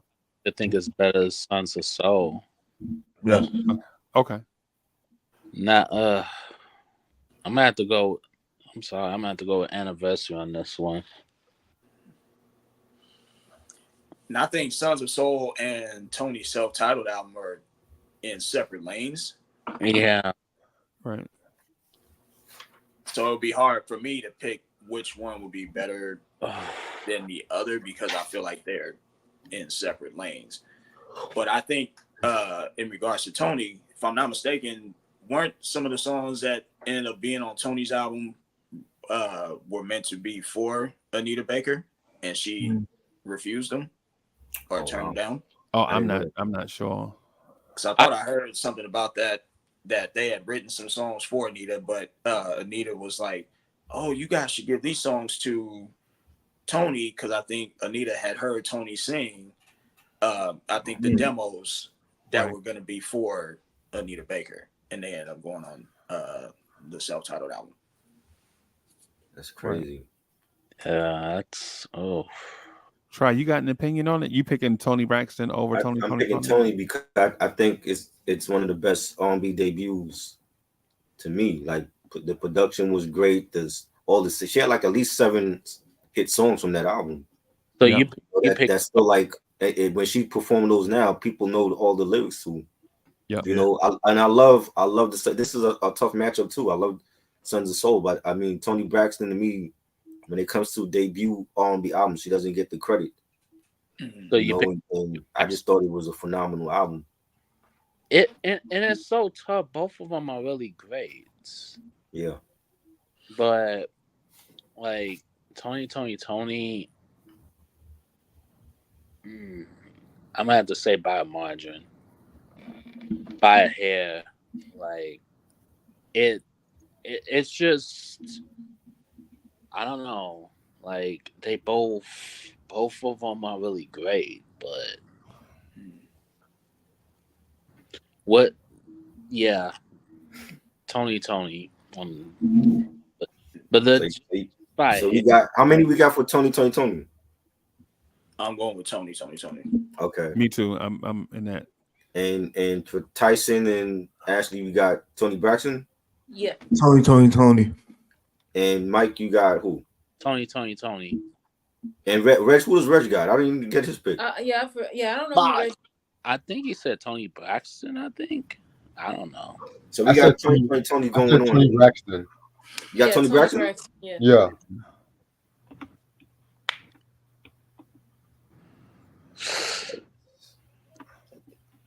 That's close, bro. I don't know. They both sound great though. Like that's the thing. It's like it's almost like you can't really exactly.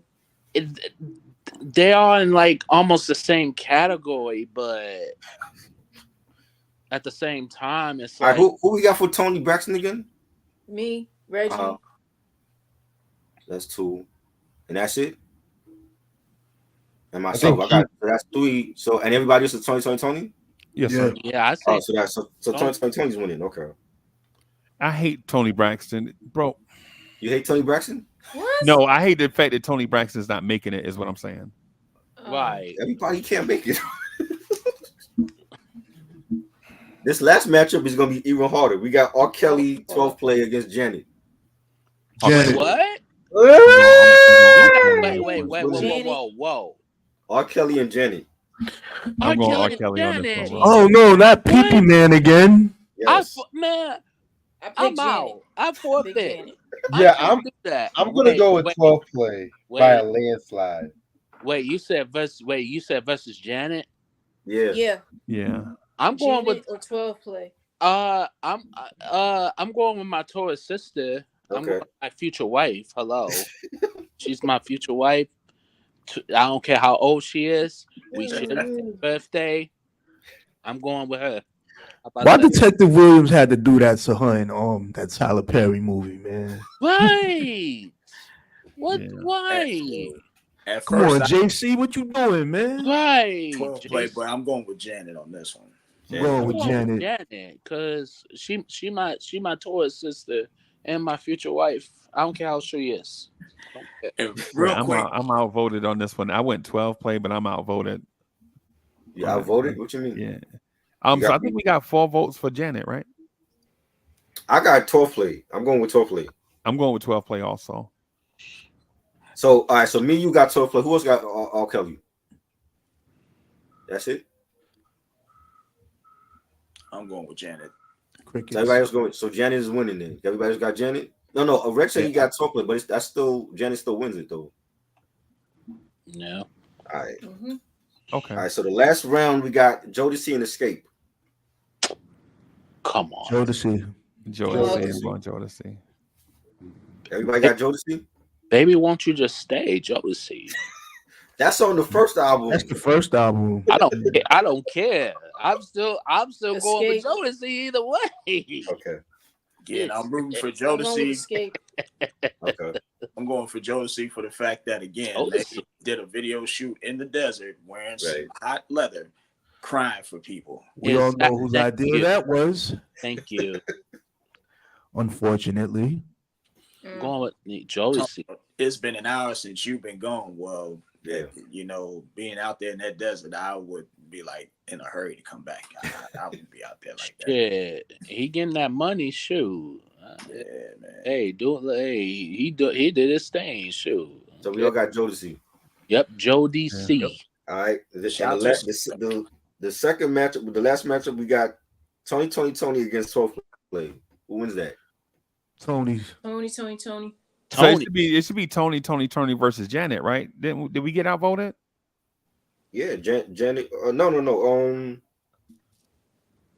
Janet lost to 12 play. Yeah.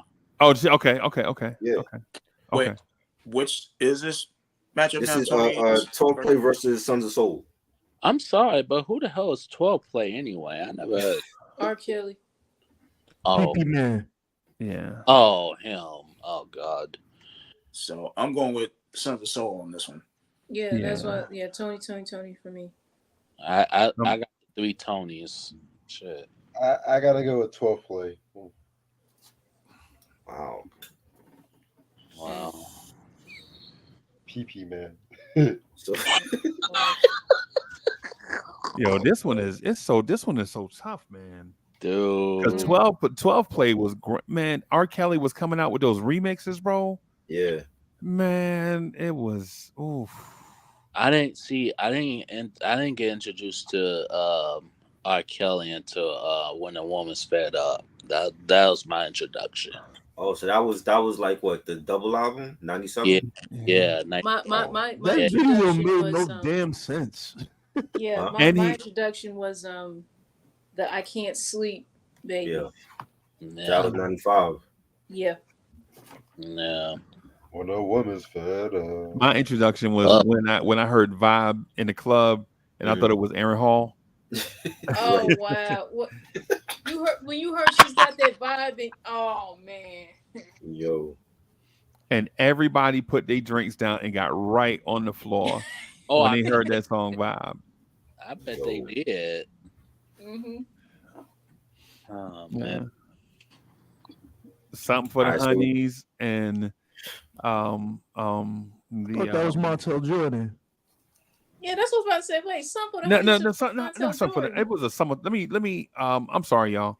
Oh, Maybe you I'm. talking about Summer Bunnies? Summer bunnies. That's Oh, it. oh. Summer Yeah. bunnies. That's it. That's it. Ah, That's it. Summer bunnies. Yeah, that's it. I I'm will sorry. say, For You is my favorite joint off of 12 Play.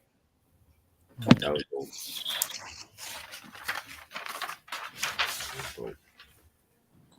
I think the Bump and Grind remix to me is my favorite good too. song. Yeah. From that era. Ray Sean, damn right. Stephanie Mills is the queen. Yes, she is. Yes. Agree. I mean, he did a good cover of Sadie. Sadie, yeah. Yeah. All right, the championship round, we got Diary of a Madman against 12 Play. Wait, Diary of a Madman versus who? 12 Play. 12 Play. Oh man, wow. Ooh. See, I never listened to 12 Play like that, so I have to go with More Jodeci. I'll Yeah, have to go with Jodeci. damn right. Yeah. Jodeci. Going with Jodeci too. Going with Jodeci. I'm going with Josie. I gotta go with my Charlotte boys on this one. Yep. Okay. Boop, boop. Yeah. I love 12 play though. The 12 play can't win everything. 12 Play can't win everything, man. I never heard of him at all. 12 Play with the You never listened to 12 Play? I've never listened to him at all. I don't think. Not that I know of. Was it 12 members or something? No, R. Kelly's- No, R. Kelly's Kelly's first Nah, it's album is PP not Man. 12 Play. Oh, yeah. oh God. I'm calling him that. PP man. Yeah, That's the remember that's the R. Kelly album. That's not the R. Kelly in public announcement album. Yeah, that's a solo album. Yeah. oh Lord. Oh well. Yeah. Well, I'm gonna go with the other. Never heard the PP man or 12 man. Never. Sorry. PP man. As much as I love 12 Play, 12 Play to me was a masterpiece for that year. But like Jodeci, Diary of a Madman is my favorite Jodeci album. I gotta go with that over 12 Play. Oh man. Yeah, because that Diary of a Madman album, man. It's just the Yeah. production alone. Crazy, Sonically speaks volumes, man. right? They had like some of the, they had more harder beats on there than half of the rap game did at that time. They did. Yeah. Facts. You know, you throwing any joint like, you know, In the Meanwhile or Alone, they had some hard joints on it. Yeah. Straight up facts. So it looks like Diary of a Madman is the winner of the 1993 album battle. Congrats to Jodeci. Which year we doing next? I thought 12 Play would have won. I was surprised. At least That's up to Reg. I mean, we got a hip hop one in mind, like for 94, like the 94 was crazy. You know I'm down for that, B. You know? Yeah, I could get. We got like 94 rap battle, like Illmatic came out and Ready to Die, Warren G, Ill Communication. MC8. Yeah. Let's do 98. Just 30 years later yesterday for that. Huh? Pop was good too. That was the Jiggy era. No, thank you. Because I know everyone's gonna pick Illmatic for 94. But we don't know that. I picked 12 Play to win, and look what happened. Jodeci won. Right. If we had a bracket and you got Ready to Die against Illmatic, who's winning that? Ooh. You know what I'm saying? Like we might have matchups like that. So you want to do 94 next?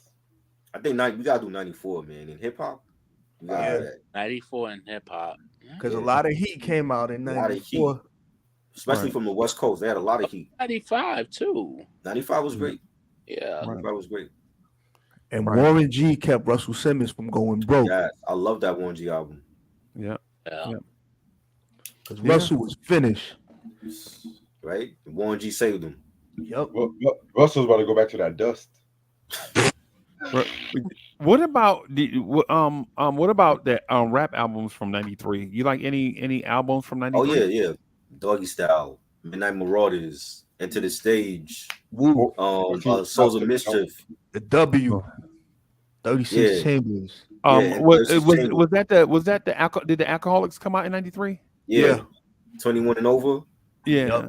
It was fire. Like 93 had classics. You know, Della Funk and Sapien, No Need for Alarm. Yep. You know, Gangstar, Hard to Earn. Right. You know, that was 94. 94? Oh, that's 94. Yeah. Okay, my bad. Okay. Yeah. Okay. You know, they had a lot of classics in 93. Jasmine Taz, Guru, rest in peace. Right. Hey, yeah, I gotta get out of here. Miss Mocha and I gonna eat dinner, but I gotta ask you one question before I go. Right. What is the most slept on album cut that you can remember that should have been a single and wasn't? In R&B? It just in general. That's a lot. Because people bombard me with the song called "Boys to Men" by New Edition. They felt like that may have been the best song on the entire album. No, it wasn't. It was good. It's not my opinion. I still got "You're Not My Kind of Girl" over that one. Yeah. Right. I want to go. Choreography too. Yeah. Right. Well, I got one. Michael Jackson's "This Time Around" with Biggie. Yeah, that should have been a single. Yeah. I'm taking your shit. Like, I think if Biggie was alive, they would have did a video for that. Yeah. I have a song, and I think it's probably the most slept on because it's one of my personal favorites. I think it's the greatest Jodeci song ever.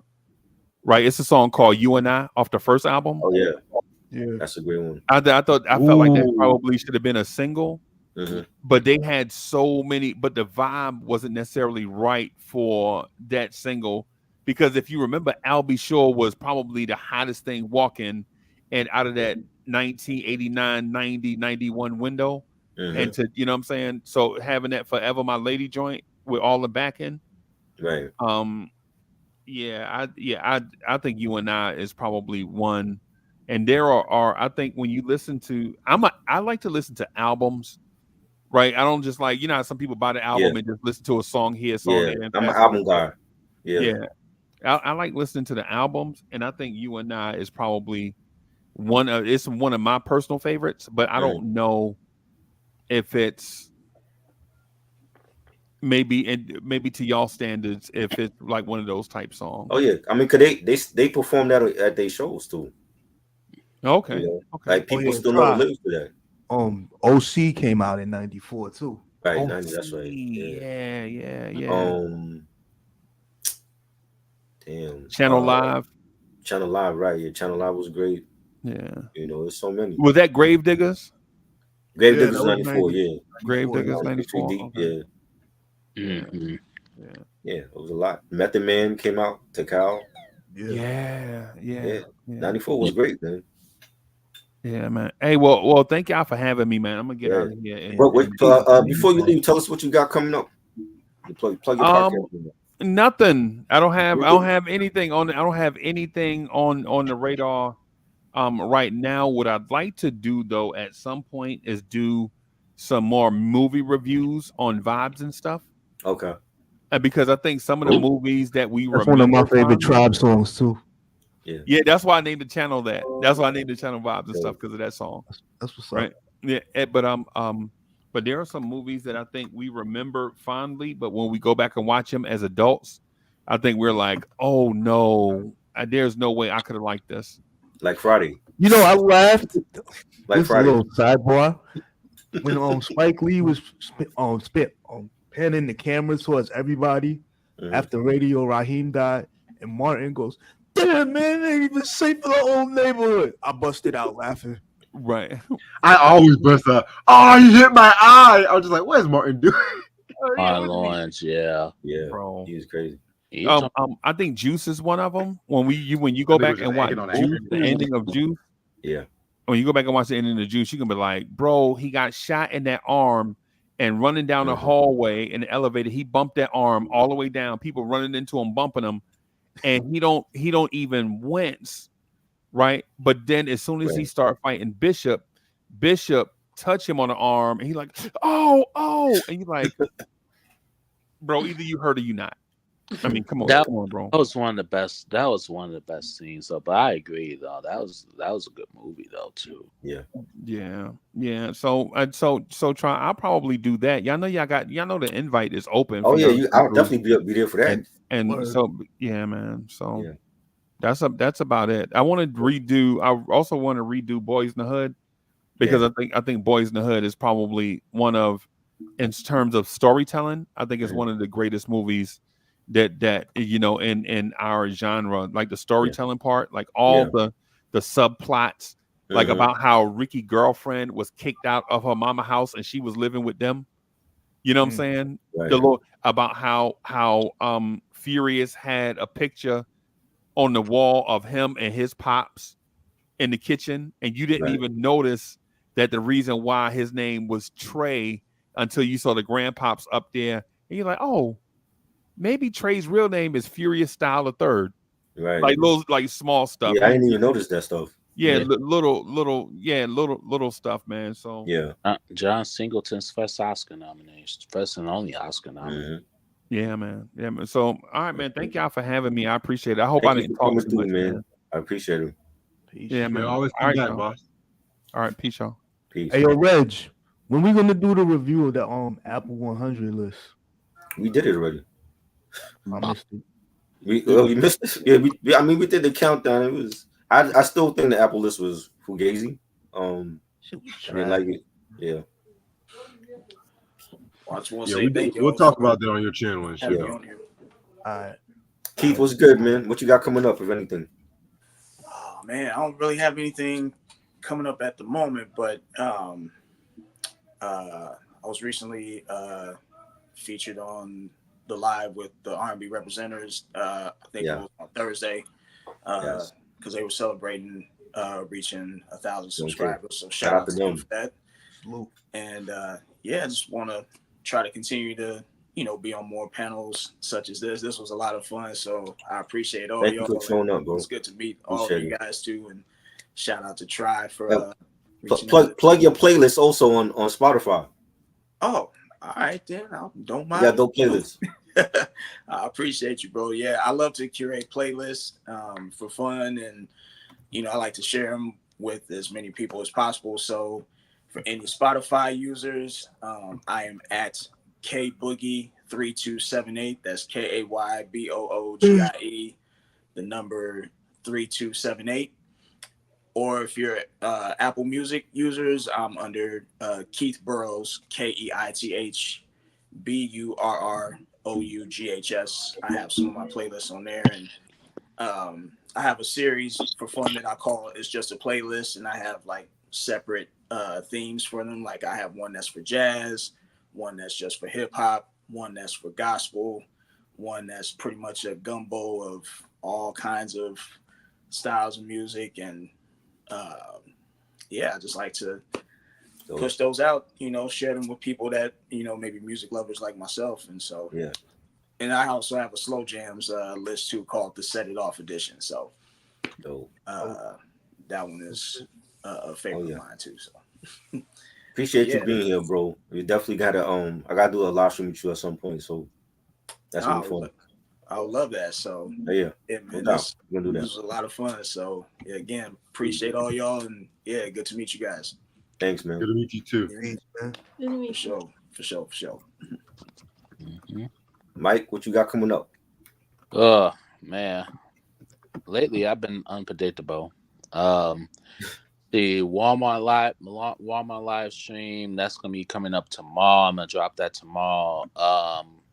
We're gonna do the hopefully sometime next week that Dracula 1992. Yes, Dracula 4K review. Yes, I got the Dracula on 4K. My favorite vampire movie all time. Thank you, Mike, again for that. Yep, no problem. We'll do that. Definitely on my channel. Definitely. I definitely want to review that. Mm-hmm. What else? Show off some like. You got some new vinyl? Yeah, I got some new vinyl that I just picked up yesterday. Okay. So you mentioned the Janet album you got, right? Control? Yep, Control. That was one of them.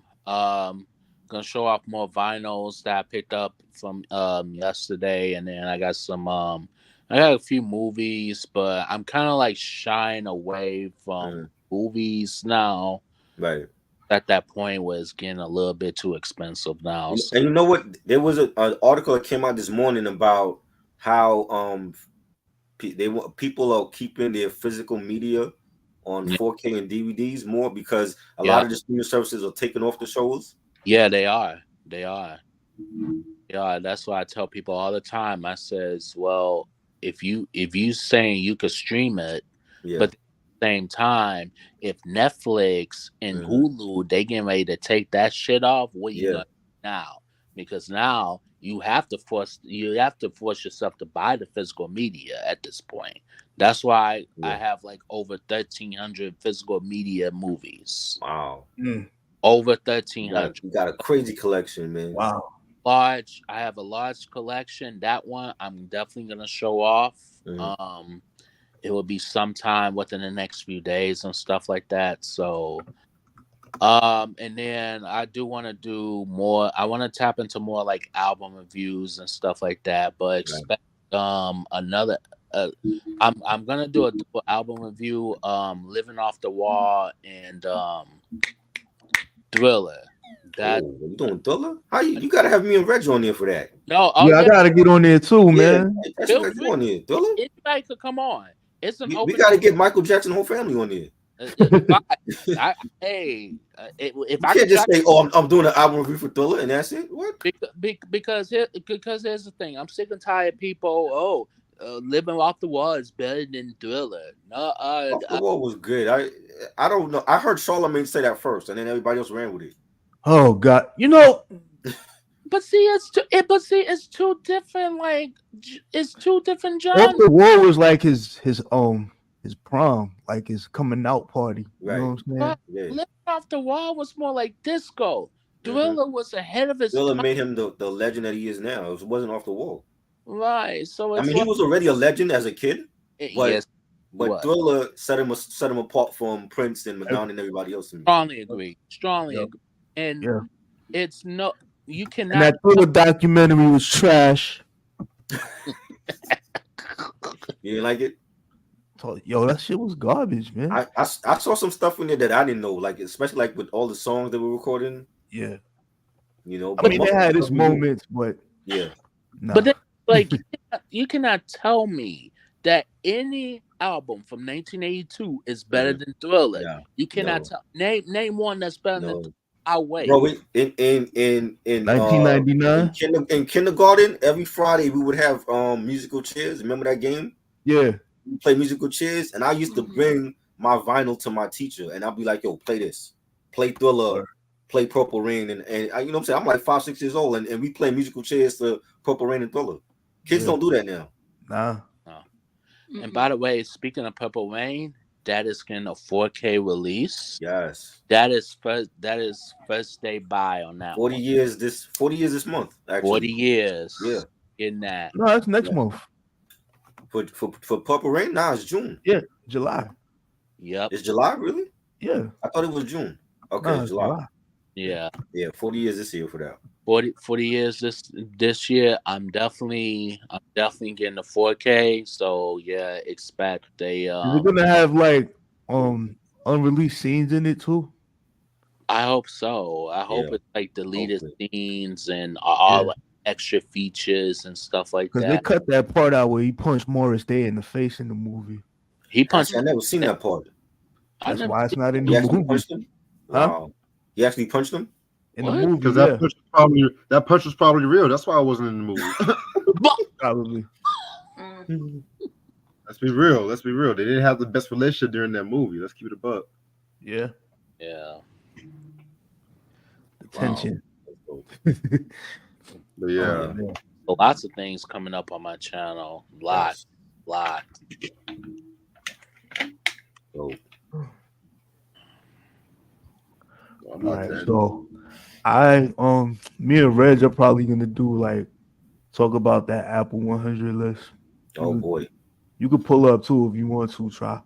Well, I Everybody don't knows. like the list. I think they got it all wrong. Yeah, I'm gonna trash it. And they left out a We lot should of just do different a trash artists and review. genres. Like, why is it one reggae album on the whole list? Wait, which list y'all talking about? The The Apple Apple list. And like, there's nothing from New Edition, no There's James no new Brown. metal on there. Like, where's I new wasn't- metal? Where's Linkin Park? Where's This Limp is Bizkit? white. This is a white hipster that's doing these lists, y'all. It has to be. That's only concerned about getting his boss's latte. See, if I was to pull up on that, that would be more of a rant than anything else. I'm sorry. So I'm a take myself out of the equation because that Hey, would yo, try. You want to do a review during NBA free agency? Yeah, let's do that. Let's do that. Yeah, We let's got to talk talk about about what the Knicks who's should getting signed. Hopefully, the Knicks pick up some important pieces. Yeah. I would like to see. I want to keep Randall, but if we could get a KD, Randall got to go. Mm. If a healthy KD in New York, come on. My father would shake your hand right now, and I think I've told you how much he dislikes Julius Randle. I'm not gonna say hate because that's a strong word. Who hates Randall? My father. Oh, he hates don't Randall. like him at all, yo. See, we needed Randall for Yeah, the, we needed him for the Indiana playoffs, series. though. But Yeah. you can't get rid of. It's gonna be hard to replace 25. I don't want to replace him, but if we able to get KD, hey, you got to go with those draft picks. What about Bridges? I Mikal like Bridges. Bridges too, but I don't think he's better than He's too Randall. Though. inconsistent. I don't think he's better than Randall or KD. True. You know, not for the amount that the Nets are asking for. Like they want us to give up like half of the damn team for him. For what? They're not going away with him. That's the same shit Danny Ainge was trying to do last year. Exactly for D Mitch and Fuck shit. that. D Mitch, you still You want know to how come to New York? terrible that You shit ain't got to was give up for nothing for D defense? Mitch. And he don't even play defense. Hey, let the Lakers have him. Huh. You know, if I could get a healthy Kevin Durant here and we gotta trade Randall gotta go. Because I feel like this was our year to go to the finals and it didn't happen. But next year, We got hit by the injury bug. next year, Boston, we on their asses. Yeah. We on coming their for that asses. number one seed. We letting Pause. them know right now that Indiana Boston series was boring. It was garbage. If the Knicks was in that series, it might not be Boston right now in the finals. True. Because Jalen Brunson was a man possessed. Oh yeah, he's the MVP to me. It's not Jokic. Brunson No. is the MVP this year. Absolutely. You know, but yeah. Hey, at least y'all went somewhere. No way, Pistons ain't going no damn where. No time. Y'all got to build with Kate Cunningham, build with the small guard they got. I forgot his name. Man. You know, Y'all think the Knicks should go after Sadiq Bey that plays in Atlanta? You know they he's mentioned him before, like they were trying to get him before, whatever. Yeah. Oh, you talking about Sadiq? Yeah. He should. They should get him. Like who the fuck wants to stay in Atlanta? Like you know what I'm saying? Yeah. Then you gotta deal with being teammates with that Elder Barge looking motherfucker. Chill out. But yeah, who wants to stay with Detroit? Shit, ever since they I'm telling you, Detroit got cursed ever since they got rid of the infamous five. Mm. Chauncey Billups and all them. Ever Facts. since we traded them, we got cursed. I got nothing to say about Chauncey Billups. He ain't even want to play for the Knicks when we had him. Shit. Hey y'all, I'm about to actually end this off right here because I gotta handle some Alright. business and shit. But Yo, thanks for having me, man. Yeah, thanks. of course, thank you all for coming. I want to definitely do. I think we should do 94 next course. month. Yeah. Definitely do What 94. happened? 94. I bet. Yeah, I'll probably come on there. I want to get Cavase on here too. Yeah. No doubt. All right, so we're gonna come back later on to do this facts of life retrospective. I might push to 11:30. Perfect. True. Yeah, because I'm not trying to be. Yeah, I need a little break because I gotta get some deliveries done. Hopefully, I make some money out here and shit like that too. Yeah, do your thing. I'll come on for Facts of Life. All right, cool. Oh. Also, too, what else? I just dropped a video last night. My favorite episodes of Good Times. I dropped that last night. Yeah, I Thank saw y'all that. for support of that. Yes. I'm gonna also drop some more pre-recorded stuff in the future. Trying to clean out my laptop because I had like a lot of unreleased shit I haven't released yet. So we'll see where that goes. Other than that, shout out to everybody that stopped by. Uncle Freezy, shout out to Keith. Yes. Next time we do this though, we're gonna do EV Mux because this whole StreamYard Yeah. adding people back on, it's kind of exhausting and shit. Because Crazy. I ain't trying to pay no $20 and then y'all shit be fucking up. Yo, they bugging. Right. And I don't know why they represent the duck for what's he gonna do? Nothing. Yeah. Man, I thought that was a goose for a minute. No, it's a duck. Nah. Whatever. It's blue, so I don't know what to expect. I ain't know. But yeah, man. Yeah, so we're gonna come back like about 11:30ish and do this whole facts of life shit. You take the good, you take the mod, you take them on, then you have another retrospective. That's what I call it. That's not how the song goes. That's a What you remix. Remix and stuff. All I gotta know is I got a lot to say about that show. I got a lot. Oh boy. A lot. I can't wait. What do you got? Hopefully it's a show Try likes too. So What? It is a show. I wouldn't be there if it wasn't. I grew up with that show. I know you're gonna. I know you feel like along the way the show was great. I wanted to say I liked it when they were younger. I didn't care for when they got older and they had to deal with adult problems and shit. So I'm not the only one. Yeah. Wow. Okay. It was just different, especially when they had Clooney on in that time. I'm like, why is he here? But hey, we'll talk about that. But see, Clooney, this is the same motherfucker who was in with Turn of the Killer Tomatoes, that movie. Was it that? Get out of here. Hey, at least he was on Roseanne and shit. Roseanne. He played Booker. I don't think that's something to be proud of. Right? Roseanne. Well, this was before. Big water buffalo faces looking motherfucker.